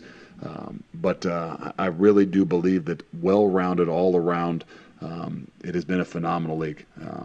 So it is what it is. But I don't think that the whole entire college football is stopping here. So it'll be unique to see how this thing continues to kind of fold out the next 3, 4, 5 years. And Desmond Ridder in general, I don't think, people want to say, well, maybe because he was an American, he didn't get the credit. You get what you earn. And obviously, whatever you want to say about Desmond Ridder, he was obviously phenomenal, quarterback, phenomenal for us. I think the beautiful thing is he's going to become an even better NFL quarterback. And it's not just, because of the game he played or how many years he played. It's because he's a constant competitor. He's always striving to get better, and I think that his future is really bright. I think that he's in a great position right now, and when a guy's put in a position where he can compete, I think it just makes him that much better. So I don't think there's anything that held him back other than his ability to continue to develop, and I think that's what makes him who he is. Thanks, Coach. I always appreciate your time. Sure. Thank you. That coming from Luke Fickell, and I want to go back to it again because there was a lot of meat in what he had to say, and I want you to listen into it again because I believe in Desmond Ridder, and I've gone on record of saying that multiple times and believing in him as an NFL quarterback. But I want to play this back, and I want you to hear what he has to say about realignment as well and just this conference. So definitely listen again. Two different type of questions here, but I'd love to get your thoughts on both. I mean, you've been within the American Athletic Conference the entire time you've been at Cincinnati. Just what your thoughts are on the conference and what Cincinnati has done within this conference. And then secondly, what Desmond Ridder brings to the NFL, because I don't think he got the respect that he deserved going into the draft. Well, it has been a phenomenal conference. I don't think that it gets nearly the credit that it should. I think as the game changes and evolves and whatever is going to happen in the next 2, 3, 4 years with college football and all these things, we're going to recognize the competition, the teams that have played in the American. And I haven't known a whole lot else. Obviously, I coached in the Big Ten for a long time. But have not been in the other leagues. But I really do believe that well-rounded all around, it has been a phenomenal league. So it is what it is. But I don't think that the whole entire college football is stopping here. So it'll be unique to see how this thing continues to kind of fold out the next 3, 4, 5 years. And Desmond Ridder in general, I don't think people want to say, well, maybe because he was an American, he didn't get the credit. You get what you earn. And obviously, whatever you want to say about Desmond Ridder, he was obviously phenomenal, quarterback, phenomenal for us. I think the beautiful thing is he's going to become an even better NFL quarterback. And it's not just, because of the game he played or how many years he played. It's because he's a constant competitor. He's always striving to get better. And I think that his future is really bright. I think that he's in a great position right now. And when a guy's put in a position where he can compete, I think it just makes him that much better. So I don't think there's anything that held him back other than his ability to continue to develop, and I think that's what makes him who he is. Thanks, Coach. I always appreciate your time. Sure. Thank you. Desmond Ridder, second quarterback taken in this year's NFL draft, mind you. Kenny Pickett was the first one taken, 20th overall, went to the Pittsburgh Steelers. And then we saw Desmond Ridder come off the board before Malik Willis. And Desmond Ridder, I was giving him credit. Everybody talking about Malik, giving him credit. Looking at his numbers and saying, well, if you like Matt Corral, well, look at the numbers of Desmond Ridder. Look at the consistency. Look at what he's done over time. You're looking at 2 seasons for Malik Willis. Look at what's happened here for Desmond Ridder. And I've talked about it. And yet people still wanted to write the man off, right? And here he is in Atlanta, and we know that Marcus Mariota is not going to be the quarterback of the future for this team. He might be the quarterback for this season, maybe this full season, maybe not. No injury. I don't want that to happen to anybody. Just saying. Maybe he'll be the guy for the season. Maybe he won't. Maybe he won't. Maybe he will be at the top. But these are Desmond Ridder's stats. Played in 13 games in 2018, 13 in 2019, 10 in 2020, and 14 in 2021. These are his numbers. He attempted at least 300 passes in 3 out of 4 seasons. The season he attempted less than that was the season he played 10 games, and he was at 281. His completion percentage, from his first season to this past season: 62.4, 55.1, 66.2, 64.9. As a career, 62.1. His yardage, 2,445, 2164, 2296, 3,334 most recently.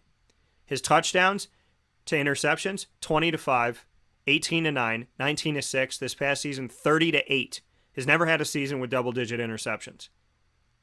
Coming off of his best touchdown passing year with 30. Knowing he can run the ball too.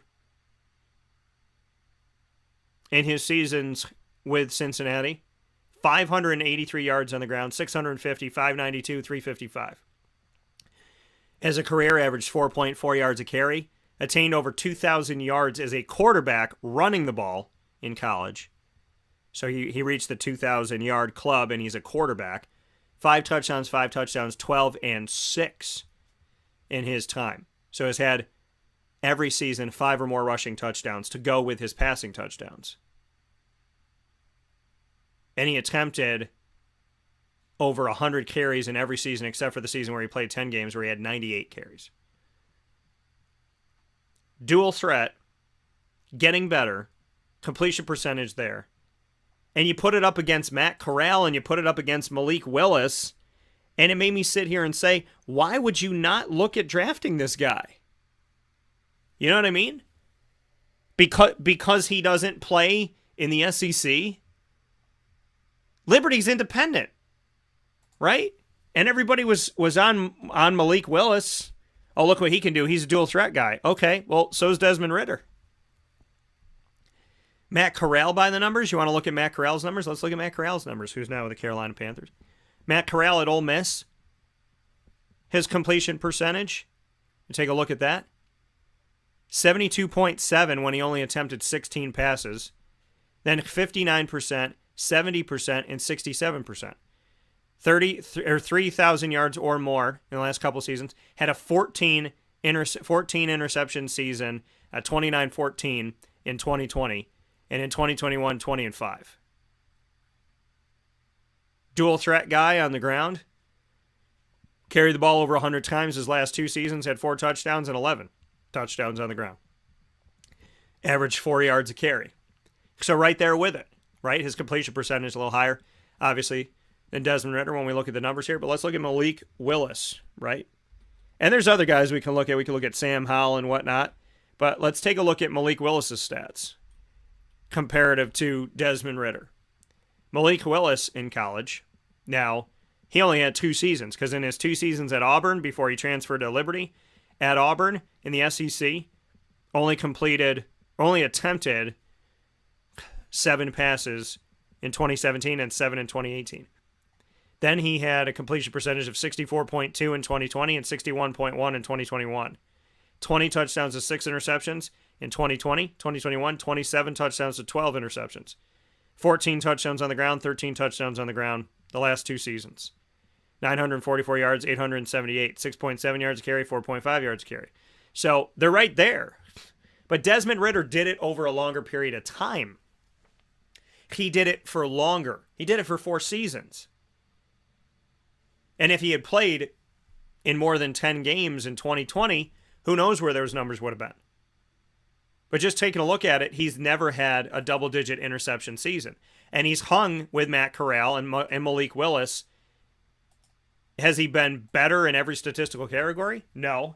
But has he held his own? Absolutely. And he came back to win something. And he did. Won the first ever American Athletic Championship game for Cincinnati. Did it at home at Nippert Stadium. I was there. And on top of that, went to the college football playoff. Broke the ridiculous glass ceiling that shouldn't exist for Cincinnati and for the American Athletic Conference. So I'm hoping big things for Desmond Ridder. I think it'll take time over the next, I think in like 2 years, he'll be the outright quarterback of the Atlanta Falcons. But there's something to be said about him being the second quarterback taken off the board and the fact that they believe in him enough to do that and that they have Marcus Mariota, which is telling me, no offense to Marcus Mariota where he is, it's telling me that Desmond Ridder is eventually going to be the starter of this team, or at least he has the opportunity to do so. So, continuing with the AAC preview with Cincinnati here. Luke Fickell, taking a look at 2017, he came in. Now, he coached Ohio State to a 6-7 record and a loss in the Gator Bowl when he was there as a coordinator, and then shifted over when he had to there in that transitionary period. Then he went to Cincinnati in 2017, went 4-8. Since going 4-8 in his first season, this is unheard of, by the way, for a coach to have a losing record his first season somewhere, especially coming off of Tommy Tuberville, and Cincinnati was struggling and not bringing anything to the conference football-wise, record-wise, was at the bottom of the barrel or close to it. He comes in, he goes 4-8. Then he goes 11-2, 11-3, 9-1, 13-1, and goes to the college football playoff. Wins the Military Bowl, the Birmingham Bowl, plays in the Chick-fil-A Peach Bowl, loses at the end of the game by a field goal, and plays in the Cotton Bowl against Alabama most recently. His record in Cincinnati, 48-15. And he's still there, which says even more about Luke Fickell and what he's building in Cincinnati. Because he's a coach that I'm sure people try to go after. I'm very confident of it, I should say. I'm very confident. Not 100%, but in the 90s. Wide receiver Trey Tucker and defensive lineman Jabari Taylor joined me as well to preview Cincinnati in their final season in the American. This is what they had to say. And this is for both of you, for Trey and Jabari, just, not having some of that leadership there. And I know that, Trey, for you have the quarterback battle and figuring that out. So what can you say about your comfort level with both of the guys? And then Jabari on the defensive side, losing a lot of those top guys, just how you've planned to battle back from that as you get set for fall camp. Well, I have to say, we got plenty of guys who are hungry. Simple as that. So, we think about it like, man, all these guys have left. But, you got all these guys, we reload, and they just as ready as anybody else who was here before or who's up next. So, it's just being able to, how should I say, take that, be mature, just step up, when it's time, and it's that time. For us on the offensive side, we actually got quite a few leaders back on the offensive side. And for the quarterback position, Evan Prater and Ben Bryant, both great people, both have tremendous, great leadership. So whoever will be the starter will be in good hands. And I'm a receiver, so the best thing for us is whoever's out there, we make them look good. That coming from the Cincinnati Bearcats, like I said, coming off of a 13-1 season, the only loss that they had came in the college football playoff semifinal to Alabama. And I said it before, and I'll say it again. If anybody wants to say, oh, well, they lost to them, so they don't deserve to be there, pretty much everybody besides Clemson loses to Alabama in recent history under Nick Saban. Alabama loses 4 or 5 games in 4 or 5 years. So I said it going into the game. I said, if Cincinnati is to lose this game, don't sit here and tell me they didn't deserve to be there, because in that case, Washington didn't deserve to be there. There's a ton of teams that don't deserve to be there. Everybody that's played Alabama doesn't deserve to be there. Then Clemson doesn't deserve to be there because they've lost to Alabama too. That means LSU doesn't deserve anything. Florida doesn't deserve anything. Arkansas doesn't deserve anything. Texas A&M doesn't deserve anything. Now, Texas A&M has beaten them in recent history. And I got to shout that out because I'm a Jimbo Fisher fan. But Cincinnati and what they've done under Luke Fickell has been insane. This season, they open up the season against an SEC opponent at Arkansas. They haven't shied away from playing any of these big-time opponents in the quote-unquote Power 5, the autonomy group. They haven't shied away from playing them. They'll play at Arkansas, then they'll play Kennesaw State at Miami of Ohio. That's an in-state game. And they'll play Indiana of the Big Ten at home. Then they'll jump into conference play. Their last season in the American Athletic Conference, they'll start off their conference play, Cincinnati will, at Tulsa on October 1st. Tulsa always gives them hell, and they have that game at home in Oklahoma, so that's a big one. Then they have South Florida at home, at SMU, at UCF. Those are tough on the road, too.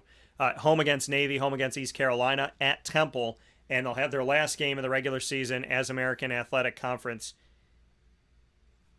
members when they play Tulane on November 26th, which will be right after Thanksgiving. And then I would imagine and hope that Cincinnati's going to be playing in a big-time bowl game, if not trying to go undefeated again through this process. They'll have some fun against Arkansas to start off the season. I'm excited to see what they have coming up. And speaking of coming up, we have 2 more teams to get to, and these teams will also be leaving the American for the Big 12. And the next team that we have up here on the AAC preview are your UCF Knights. I want to go UCLY. You ain't got no alibi. But you know what I mean? Not that this team is ugly. It's just when I say UC, I get into that. So it's UGLY. I said UCLY? Euclid? That's how I spelled ugly today? Okay.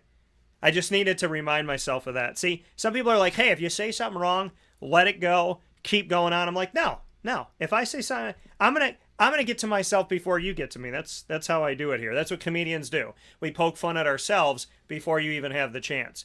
So I spell ugly UCLY, and there's nothing wrong with that. UCF, the Knights, the Bounce House. I'm looking forward to what they got coming up this season, and I'm always excited to speak with UCF and hopeful to continue this relationship here that we've had for about a decade now.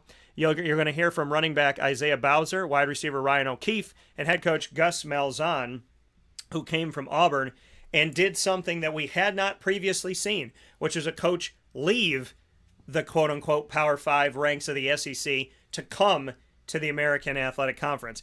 The Power 5 has been poaching all these coaches since the institution of the American, and this was the opposite. Gus Malzahn and Auburn part ways, and he decides to come over to UCF and build up this program, hopefully even more. A lot of success under Scott Frost. Really sad that he went. It's not working out in Nebraska, and wonder what it would have been like if he had stayed. I was in that press conference of the day that he left, and he was pink in the face, tears everywhere. You could tell that this had nothing to do. It had maybe little to do with the game, the AAC championship game against Memphis, and so much to do with the fact that his heart was just ripped in half. Because I think he fell in love with Orlando and he fell in love with UCF. But Nebraska is his home, and that's where he played. So I think that was probably potentially the most difficult decision of his life, maybe. And I would have loved for him to stay. And looking at Nebraska now, I think if he was at UCF, where would he have been now? Right? And how much would his stock have risen being at UCF? But that didn't happen. Can't go down a road that didn't happen. Got to go down the road that did. Gus Malzahn's here. I love it, and I'm excited about it. We're going to hear from the student athletes first and then go to Gus. First and foremost with Isaiah Bowser, running back of the UCF Knights. Coach Malzahn called you one of the best running backs in college football going into this season. Just your thoughts on why he would say that, and Johnny Richardson, and just what you can do to play off of each other this season. Yeah, I think Coach might say that because, I feel like I'm an all-around running back. I feel like there's not much, not my game is missing in terms of all-around running back. I feel like I can block and catch and run the ball. So I feel like that might be a reason Coach Malzahn said that. Also, I think he just sees the potential in me based off of spring and just last season. And then, Johnny Richardson, man, as you guys saw last year, he's really explosive running back, and he's gotten even better. I've seen that in this spring. I'm like, dang, he's gotten way better. So I think you guys will be excited to see what Johnny does this season too. I'm excited to see this. I'm excited, and that's Chuck Sullivan once again of the American Athletic Conference. Chuck does a tremendous job with the AAC. Got to give him all the credit in the world.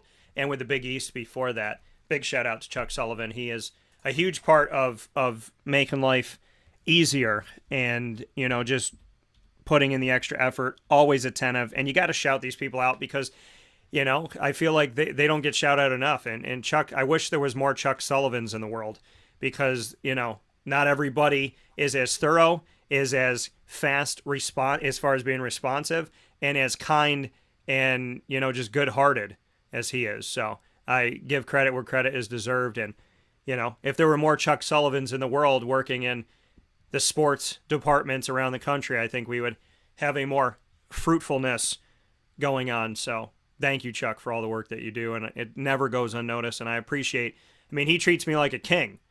And I can't thank him enough for that. All I'm doing is working hard and covering a conference that I love and doing what I love and loving what I do. I'm just going out there trying my best. And he has just given me respect I never even thought I would get a lick of, and I can't thank him enough for it. So thank you, sir.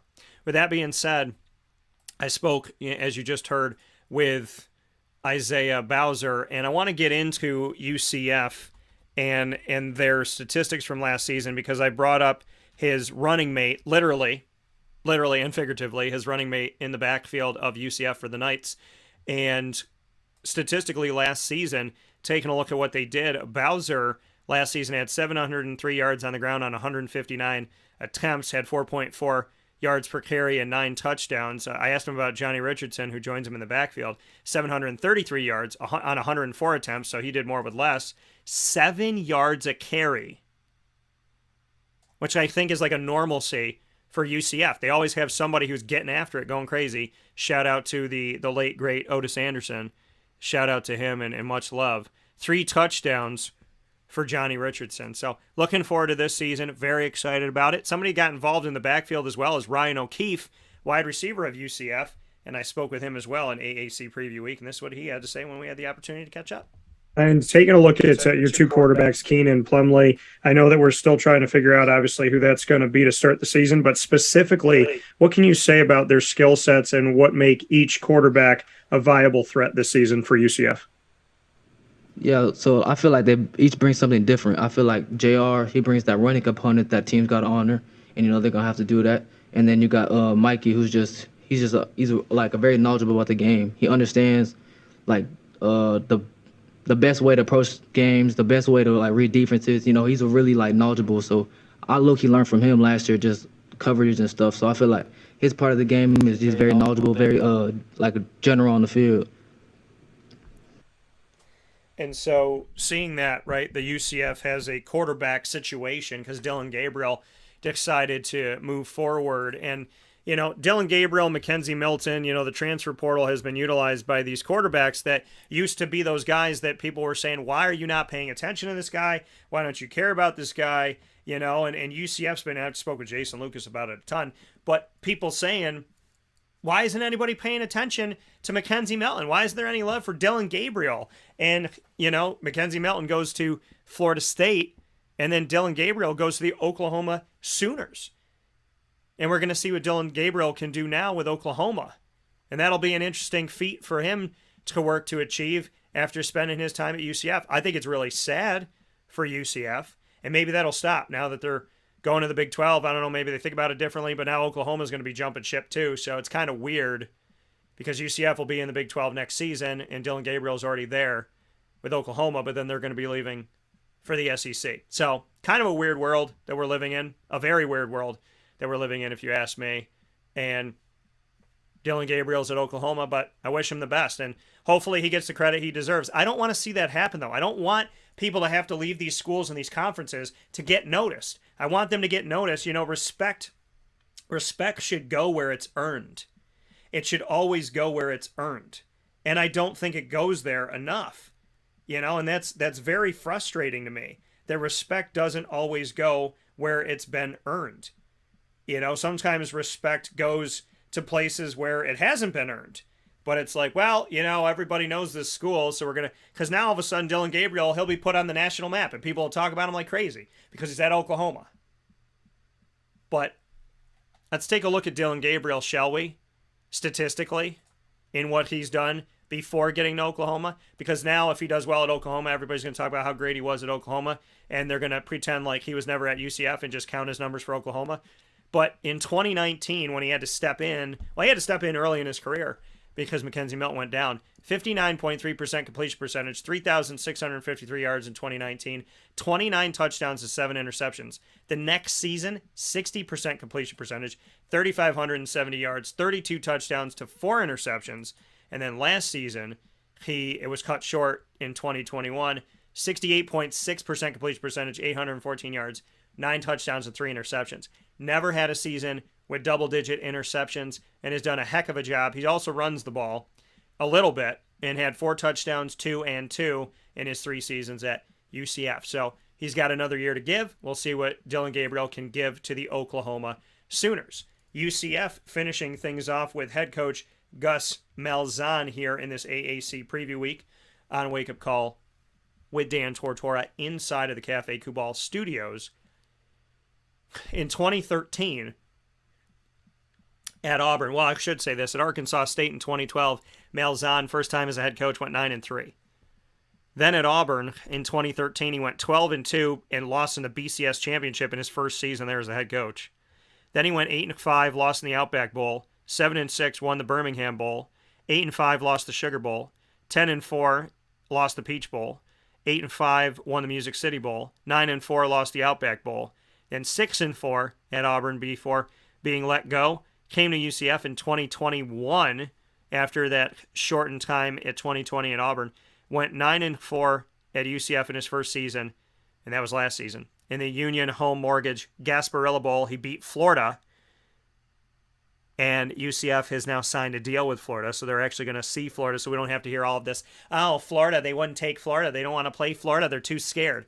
No, we're going to see them play the Gators, but we already saw them play the Gators in this extra game here, and they beat them in the Gasparilla Bowl down in Florida, won that game, and that gave them a 9-4 record overall, winning the Gasparilla Bowl 29-17 in front of 63,669 people. The MVP was UCF wide receiver Ryan O'Keefe, who you just heard from, and Gus Malzahn.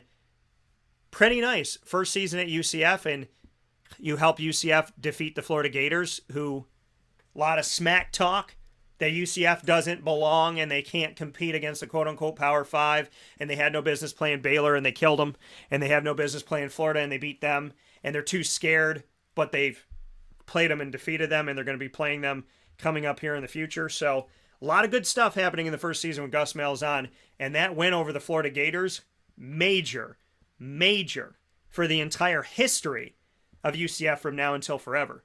Gus Malzahn, hopefully he's just getting started here. This is what he had to say to me. Two-part here. First, having coached in the SEC, just what you could say about how you would define the American Athletic Conference now that you've spent some time from within it. And secondly, just what UCF brings to the national table and not just to a conference. Yeah, well, first of all, I was real impressed with the opponents that we played last year. And, of course, I knew a little bit about, some of them before previously. But it was a really tough road. A lot of really good teams. Obviously, Cincinnati making the Final Four was huge, and we got a chance to play them, and they were a complete team. Their coaching staff did an unbelievable job. They were great offensively, defensively, and special teams, and so I think that's big. And I think there's some very talented teams this year too. So it's we got our work cut out for us. I mean, our goal is to always win championships around here. And your second question, what can we bring? I mean, I just think that this situation here at UCF is set up, and it's set up great, not just, from a team standpoint, but Orlando, the best brands in the world are here in Orlando. There's no NFL team. It's a big TV market. There's just unbelievable potential, and that's what I'm most excited about. That Orlando market, Scott Frost talked about it, getting all those people out there, having 100 potential recruits on campus because you're in Orlando, Florida. You're in the center of the state, and you're in the mecca of amusement, right? I mean, it's tourist. Who doesn't want to go to? If I was getting recruited and I looked at all the places I was getting recruited and UCF called for any sport and they said, hey, we'd love you to come down to Orlando, Florida, I'm a Disney kid. I'm like, yeah, when? Now? Can I stay the whole week? How long can I stay? So, there's a lot to be said about having that market. It's huge. And you're in the state of Florida, which some consider, and I understand, the best recruiting state for football in the entire United States of America. In all 50 states, number one. UCF's in a prime place. They play South Carolina State to start off the season, and that's at home. Louisville's at home. Then they'll play, this is ironic, they're a team leaving the American. They're going to be playing a team that's coming into the American, and the team that's taking their Florida place. They're going to play FAU at FAU. UCF at FAU is September 17th, Mordo and Cinnamon, my first two dogs' birthday, at 7:30 p.m. Eastern Time on the CBS Sports Network, which basically says you have to be at the game, because if anyone's tried to get the CBS Sports Network online, it's almost impossible. Just do better. Georgia Tech, SMU, those games are at home. Temple's at home, so you got 3 games at home, and 4 of their first 6 games are at home for UCF. Cincinnati's at home, that's great. Navy's at home, that's also good. At Memphis on the road, that's tough. And their final, as I said before, their final in-conference rivalry game with South Florida will be in Tampa at South Florida on November 26th, right after Turkey Day. Excited to see that one, and excited to see UCF at East Carolina, because East Carolina can play spoiler. They've gotten better, and they're going to be playing that game at home. So I got that circled. UCF could go 6-6, or UCF could, push themselves into an 8-4 type of season, maybe 9 wins. So we'll have to see how this thing shakes out. But I'm excited to see UCF in the upside. And like I said, Gus Malzahn in his first season defeating Florida in a bowl game. I don't know if you can start better than that. So with that being said, we have one more team to speak with here on Wake Up Call with Dan Tortora in our AAC preview week, and that is your Houston Cougars team of Houston, Texas, and Dana Holgorsen. Dana Holgorsen, the coach that was on the other side of the West Virginia-Syracuse football rivalry forever and a day, it has now made his way over to Houston for the last few seasons, and we've had the opportunity to speak with each other. Always appreciate Dana's time, and always excited to speak with Coach Holgorsen. So with that being said, we're going to get into that, but first I want to paint the picture here of Dana Holgorsen and what he's done since coming to Houston, because Houston had Tom Herman, and that was their best days in recent history. And then they went to Herman's coordinator. Things didn't really work out. And then they shifted to Dana Holgorsen. Dana Holgorsen took over the team, went 4-8 in his first season, then 3-5. Remember what I told you? Really hard for it to take over a team that is kind of reeling. And Luke Fickell went 4-8, and then has had winning seasons ever since. Well, that wasn't the case in Houston.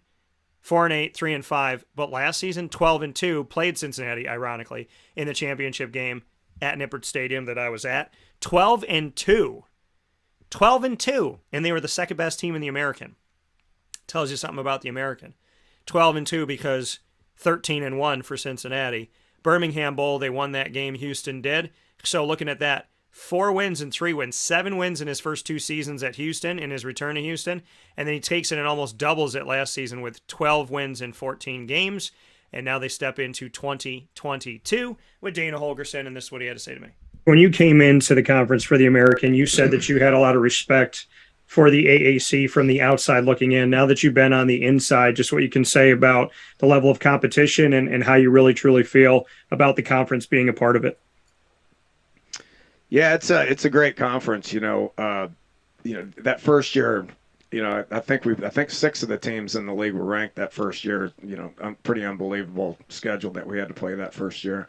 And it's really a good league. I really worry. If you look at our schedule, it's challenging. Okay, we have to go in the league. We got to go 2 East Carolina, 2 Navy, 2 SMU, and 2 Memphis. And all 4 of those schools are really good at home. So we got our work cut out for us when it comes to that. Not to, downplay anybody that we're playing at home or anything, but a lot of good quality teams. I guess the good news is we don't have to play Central Florida and Cincinnati unless it's a championship game situation. But just top to bottom, it's a good quality conference and continues to get better. Dana Holgorsen bringing up a good point, and that schedule's up here on the screen for those of you on YouTube and Facebook. Those of you on MixLR and WakeUpCallDT.com, I'll be more than happy to tell you here. But they start off the season at UTSA, yet another team, Texas against Texas, and yet another situation of a team leaving the American, playing a team that's coming in. Houston's leaving, UTSA's coming in. They play each other in San Antonio at UTSA. Houston will be on September 3rd at 3:30 p.m. Eastern Time. Then they'll be at Texas Tech, a team that they will face inside of the Big 12. Then they'll play against Kansas at home, a team that they will face inside of the Big 12. Then they'll play Rice at home, a team that is coming into the American as they're leaving, and in the same city. So the American loses Houston, and Houston and Rice are obviously at 2 different places in their programs, but hopefully Rice will get better, but they don't lose the city. So you lose Houston, University of Houston, but you lose the city of Houston because gaining Rice in the American is in Houston, Texas. So smart move here by the American Athletic Conference, and it's going to be interesting to see the Cougars play UTSA and Rice, who are both coming into the American, and then play 2 teams that they're going to face in conference in the Big 12 in Texas Tech and Kansas. Interesting how that all worked out. Their non-conference schedule, 2 teams leaving Conference USA for the American, and then 2 teams that are in the Big 12, which Houston's leaving for. Then they'll play Tulane at home, at Memphis, at Navy. I agree, those are difficult. South Florida at home, at SMU is difficult. Temple, depends on where they are, but that game's going to be at home. Mind you, Houston and Temple played the first ever American Athletic Championship game, and I was down at TD-ECU Stadium at that time when Houston defeated Temple. And Greg Ward Jr., who's now a wide receiver, changed positions in the NFL with the Eagles. He was their quarterback, and I still have his video of kissing the first ever American Athletic Trophy on my phone. And then they'll play at East Carolina on the road. And yeah, East Carolina can play spoilers. I agree with that. And then Tulsa at home. But, I mean, he mentioned it. Dana Holgorsen said it. We don't have to play UCF. We don't have to play Cincinnati at all. Not at home or not on the road. So it is a favorable schedule for Houston because I think that they arguably can win those first 4 non-conference games. They can come out of there 4-0, 3-1, right? And then I see them winning the majority of their games. They have a really good schedule inside of the American. Not playing Cincinnati and not playing UCF, that's great. You know, I think I'm looking at a few of these games right now and I'm saying 1, 2, 3, 4, maybe 5 wins in conference at least. So that's got them to 8 or 9 wins that I can already see for the Houston Cougars this season. They were picked by 1 vote to win the American Athletic. I have Cincinnati. I picked Cincinnati, and they beat Cincinnati by 1 vote. Cincinnati got more first place votes, but there was more overall votes. So it's just kind of weird in how that all shook out. But I'm picking Cincinnati to win the conference. But I think it'll be interesting if Cincinnati, Houston, and UCF all finish in the top 3, which I have happening. And then they're going to go to the Big 12, which is sad. But the Houston Cougars joining me one final time as members of the American Athletic Conference for a preview week. But, of course, we'll be with them all season long inside of the American Athletic Conference. With that being said, on Wake Up Call with Dan Tortora, we have covered all 11 teams in the American for football. We're going to take a step aside and come back with the ingredients to success to round out today's show as we do every Tuesday on Wake Up Call with Dan Tortora, where sports meets life. So continue to tune in live on Facebook.com, YouTube.com, and MixLR.com/WakeUpCallDT as we will be back momentarily with the ingredients to success, proudly brought to you by Avicolli's on the corner of Route 57 and Wetzel Road in Liverpool, New York.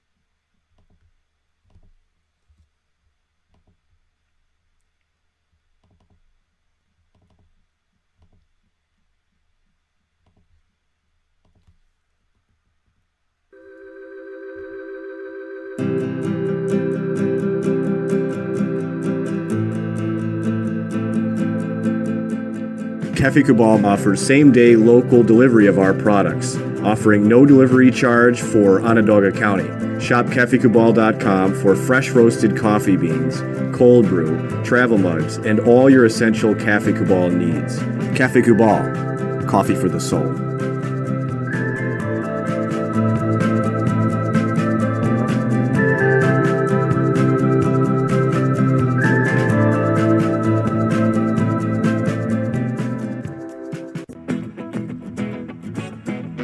This is Amy from Mother's Cupboard, home of the whole frittata. We are open daily 6 a.m. to 1:30 p.m. For takeout orders, call 315-432-0942 and tune in to Wake Up Call with Dan Tortora for our monthly food challenge and try our Wake Up Call signature menu item available 7 days a week.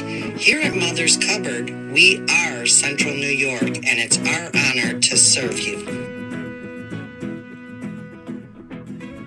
Ma and Pa's Kettle Corn and Popcorn Factory remind us that every day is worth celebrating. Find them at 201 Old 7th North Street in Liverpool, New York. Open Monday through Saturday in-store and all the time online at maandpaspopcorn.com. Serving our Central New York community and beyond. You can order all throughout the country at maandpaspopcorn.com. And remember to get your tins, which have in-store half-price refills forever.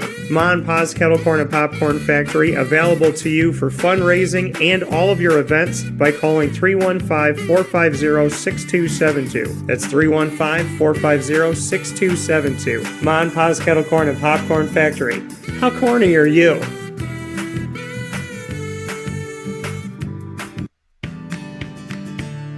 Witty Wicks Candles and Gift Shop, Township 5 Camillus, where you will find handcrafted all-natural soy wax candles over 60 cents to freshen up your home.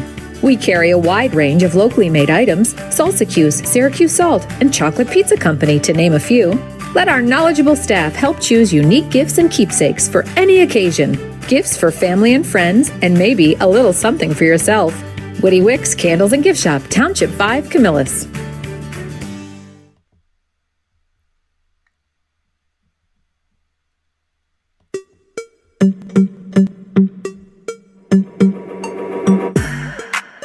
Hey everyone, it's Sydney from iDrive in Orlando. We can't wait to welcome Wake Up Call with Dan Tortora on site at 8801 International Drive in Orlando. Broadcasting live Monday, August 22nd through Friday, August 26th during our lunch each day from noon to 2 p.m. Come see us girls, hear from Dan and his special guests, and preview the college and NFL seasons from the greatest seat for all sporting events. Hooters iDrive in Orlando.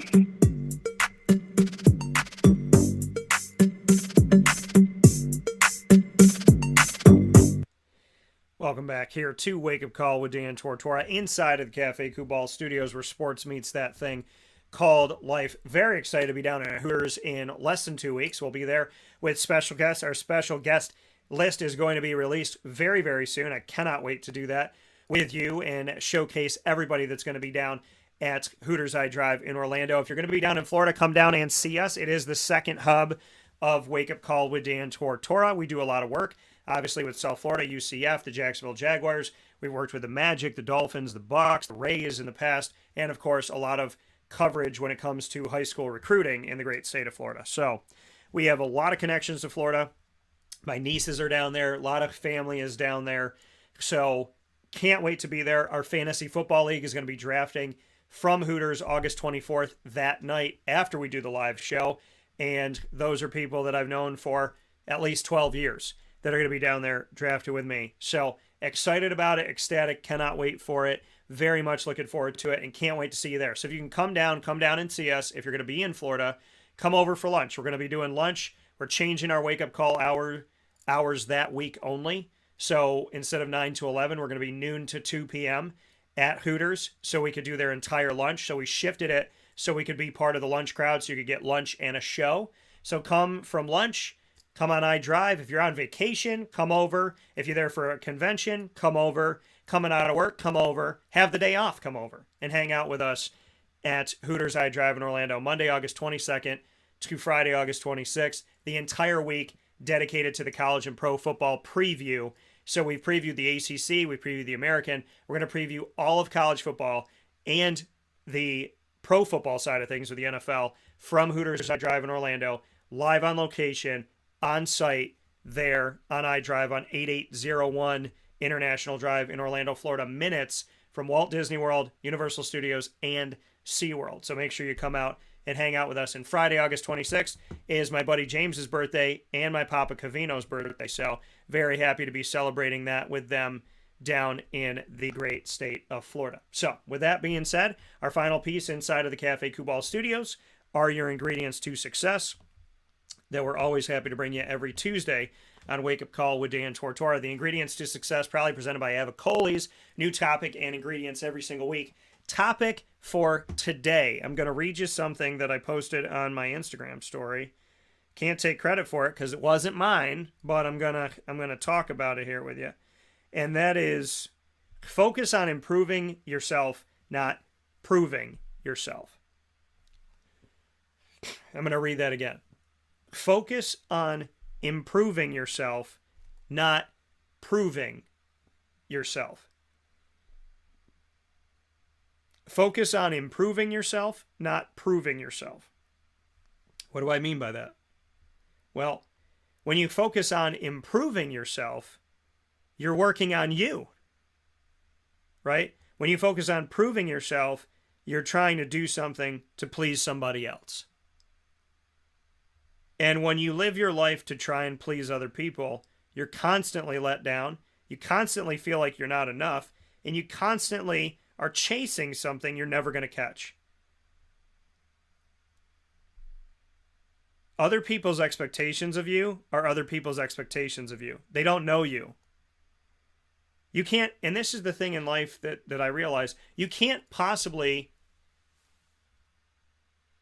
have expectations of people outside. I mean, yeah, we expect, we hope that people are honest. We hope that people are kind. We hope that people tell the truth. We hope that people, don't lie, cheat, and steal from us, right? We hope that in a relationship of any kind, you don't want people to cheat you out of your time, to cheat on you. You don't want people to lie to you. You don't want people to waste your time. You want people to be honest and kind and loving and caring and compromising and positive, right? You want people to work with you and not against you. You want them to talk with you and not at you. You want give and take. You want to listen. You want them to listen. You want to talk. You want them to talk. You want equality. You want justice. You don't want to be fighting against your business partner. You don't want to be fighting against your romantic partner. You want to work together. You're supposed to be on the same team, right? So focus on improving yourself, not proving yourself, right? Improving, not proving. So you take the "im" off and you're doing the wrong thing. When you're proving yourself, you're constantly defensive, right? I have to prove that I'm a good person. I have to prove that I'm this. I have to prove that I'm that. If you're with somebody that's asking you to prove yourself, well, first and foremost, you have to ask yourself, what situation did you put yourself in, right? Because sometimes when you do things wrong, it's not about proving yourself, it's about improving yourself, right? To those of you that have cheated, to those of you that have lied, to those of you that have stolen, to those of you that have not been compromising, not been kind, said one thing and did another, you have to improve yourself, or you're going to be in a situation that's not going to be desirable, right? And you're not going to be desirable because nobody wants to hitch their wagon to somebody who lies, cheats, steals, wastes time, is not on time, can't be counted on, can't be relied on, isn't respectful, isn't kind, doesn't listen, isn't positive. So your ingredients to success are not to worry about the people that want you to prove. And I'm sorry to anybody that has ever thought I wanted them to prove something to me.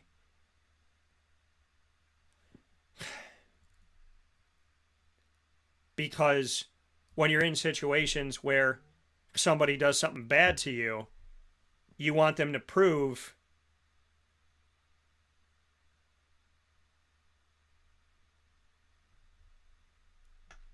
themselves. Right? Somebody does something bad to you, you want them, right? Somebody goes behind your back, flirts with somebody, lies to you. You're like, well, you need to prove yourself. But I want to, if I could go back in time, I would have that conversation again and I would say, I don't want you to prove yourself, I want you to improve yourself. Right? Don't do it for me. Improve yourself. Right? Be a better person. Be a better person. You should never have to be in a conversation with somebody telling you you lied, you cheated, you stolen, you didn't listen, you didn't care, you weren't there for me, you said one thing and you did another. We all make mistakes, but mistakes done over a long period of time are not mistakes, they're habits. Mistakes that are done repeatedly are habits. And I've had this conversation with somebody before that didn't get it. Mistakes done over a period of time are habits. And if you don't improve yourself, then you're never going to get out of that, right? People that just keep making the same mistake over and over and over again, you're never going to get to where you want to go in life. It's like trying to run in quicksand. So my ingredients to success for you today is don't prove yourself to anybody. I can't stand when I'm in a business meeting and somebody wants me to prove it. I'm going to be me. I'm going to constantly be improving. Improving myself puts me in control. Proving myself puts somebody else in control, right? I'm proving myself to them. I'm proving myself to them. And what I've realized from people that want you to prove yourself and are constantly critical of you, you're never going to be good enough for them. Because those people are constantly wanting more from you. But if you improve yourself, you're becoming better for yourself, which will in turn be better for the people that matter. By improving yourself, you're being good to you and you're being good to the world. By proving yourself, you're being good to people, but not really to yourself. And you're never really going to catch up. Because proving yourself puts you on the defensive, but improving yourself puts you on the offensive. You got the ball in your hands. When you're proving yourself, you're asking someone to give you the ball. And they're hanging the ball over your head going, we'll give it to you if you do this, this, and this. We'll let you have the ball. When you're improving yourself, you're on offense. You have the ball. You're hiking it. When you're proving yourself, you're on defense trying to steal the ball back. And it puts you in a weird place. So don't prove yourself to anybody. improve your life. Be honest with yourself, blatantly honest. I believe we can do that. Be blatantly honest with yourself. Tell yourself where you're wrong and get better. Don't wait for somebody to tell you where you're wrong. And if you really are honest with yourself, you know deep down inside where you're wrong, and you may get mad at the person that tells you, but you're not really mad at that person. You're mad at yourself. But it's easy to project, and it's easy to deflect when you don't want to deal with something. But I can tell you something in life. If you don't deal with problems when they happen head on, that problem will chase you for as long as you let it. And if you're in a situation where somebody is not improving themselves and you're always asking them to give you more, you need to understand the difference between habits and mistakes. A mistake will happen once or twice. A habit will happen over and over and over and over again. Are you willing to live your life with someone who has bad habits? We're all going to make mistakes. But are you okay being friends with the boyfriend of, the girlfriend of, the spouse of, the business partner of someone who is not a mistake maker, but a habit maker, a negative habit maker? Positive habits are different. It takes 3 weeks to create a habit or destroy one. It takes 3 weeks to create a good or bad habit. 3 weeks, 21 days. Once you hit those 21 days, look back. Because what's happened in those 3 weeks is either good or bad. And you have to make a decision on your life. And the decision you can make today, tomorrow, and the next day is to stop proving yourself and just work on improving yourself. Ingredients to success, Avicolli's. Go there Tuesday through Sunday. Fantastic food, local, amazing. Save a barbecue chicken piece for me and a margarita and save me some veal. If you do that, we're good to go, but go get as much as you possibly can. Monday through Friday, 9 a.m. to 11 a.m. Eastern Time. Some of the best Italian food I've ever had in my life. YouTube.com, Facebook.com, and MixLR.com. All / Wake Up Call DT, wakeupcalldt.com, and on Facebook.com / LiveNowDT. Search Wake Up Call with Dan Tortora, or one word, Wake Up Call DT, on Amazon Music, Audible, iHeartRadio, iTunes, and Apple Podcasts, MixLR, Player FM, Spotify, Stitcher, Podbean, Podvine, TuneIn, and YouTube to find our show. And, of course, thanks to our Central and Upstate New York partners and beyond, Cafe Cubal, Carvel DeWitt, the Wildcat Sports Pub, Witty Wicks, PB&J's Lunchbox, Avicolli's, Canine Camp Dog Daycare, Ma and Pa's Kettle Corn and Popcorn Factory, Canine Campground Dog Boarding, Pizza Man, Honda City of Liverpool, Chick-fil-A Cicerone, Chick-fil-A Clay, Mother's Cupboard, and Victory Sports Medicine and Orthopedics. We have, of course, the multimedia marketing partner of the Lemoyne College Dolphins, Marywood University Pacers, and the Bryan and Stratton College Bobcats of Syracuse. You can find them all on their pages. Lemoyne tab on wakeupcalldt.com, Marywood tab on wakeupcalldt.com, BSCSYR tab on wakeupcalldt.com for Bryan and Stratton. And, of course, you can subscribe to our YouTube channel to get them all, youtube.com / wakeupcalldt. For more information on your Dolphins, go to LeMoyneDolphins.com, and every Wednesday at 9 a.m. Eastern Time will be a new special Dolphin piece coming up tomorrow as well with Lemoyne interim women's soccer head coach Yaro Zavaslan, and then Marywood every Friday at 10:30 a.m. Eastern Time, and the Bobcat Buzz all throughout the month from Bryan and Stratton College of Syracuse. Go to MarywoodPacers.com for more information for Bryan and Stratton, Syracuse.bscbobcats.com. With that being said, I hope you have a fantastic day. Thank you for tuning in, watching, and listening every Monday through Friday from 9 a.m. to 11 a.m. Eastern Time. A big shout out to all my guests from South Florida, Memphis, SMU, Temple, Cincinnati, UCF, and Houston in AAC Preview Week. Thanks to Avicolli's for all that you do to be a part of the show. Many thanks and many blessings. Thank you to the head coaches and student athletes. I hope you have a fantastic day. Inside of Ma and Pa's Popcorn.com is what's popping. Go there, and if you need a job, apply at Indeed.com for Ma and Pa's Kettle Corn and Popcorn Factory. To Cafe Cubal, thanks to you. Find us on Facebook at Wake Up Call DT, Twitter at Call DT, and Instagram at WakeUpCall_DT. And as always, I leave you with 3 very simple statements.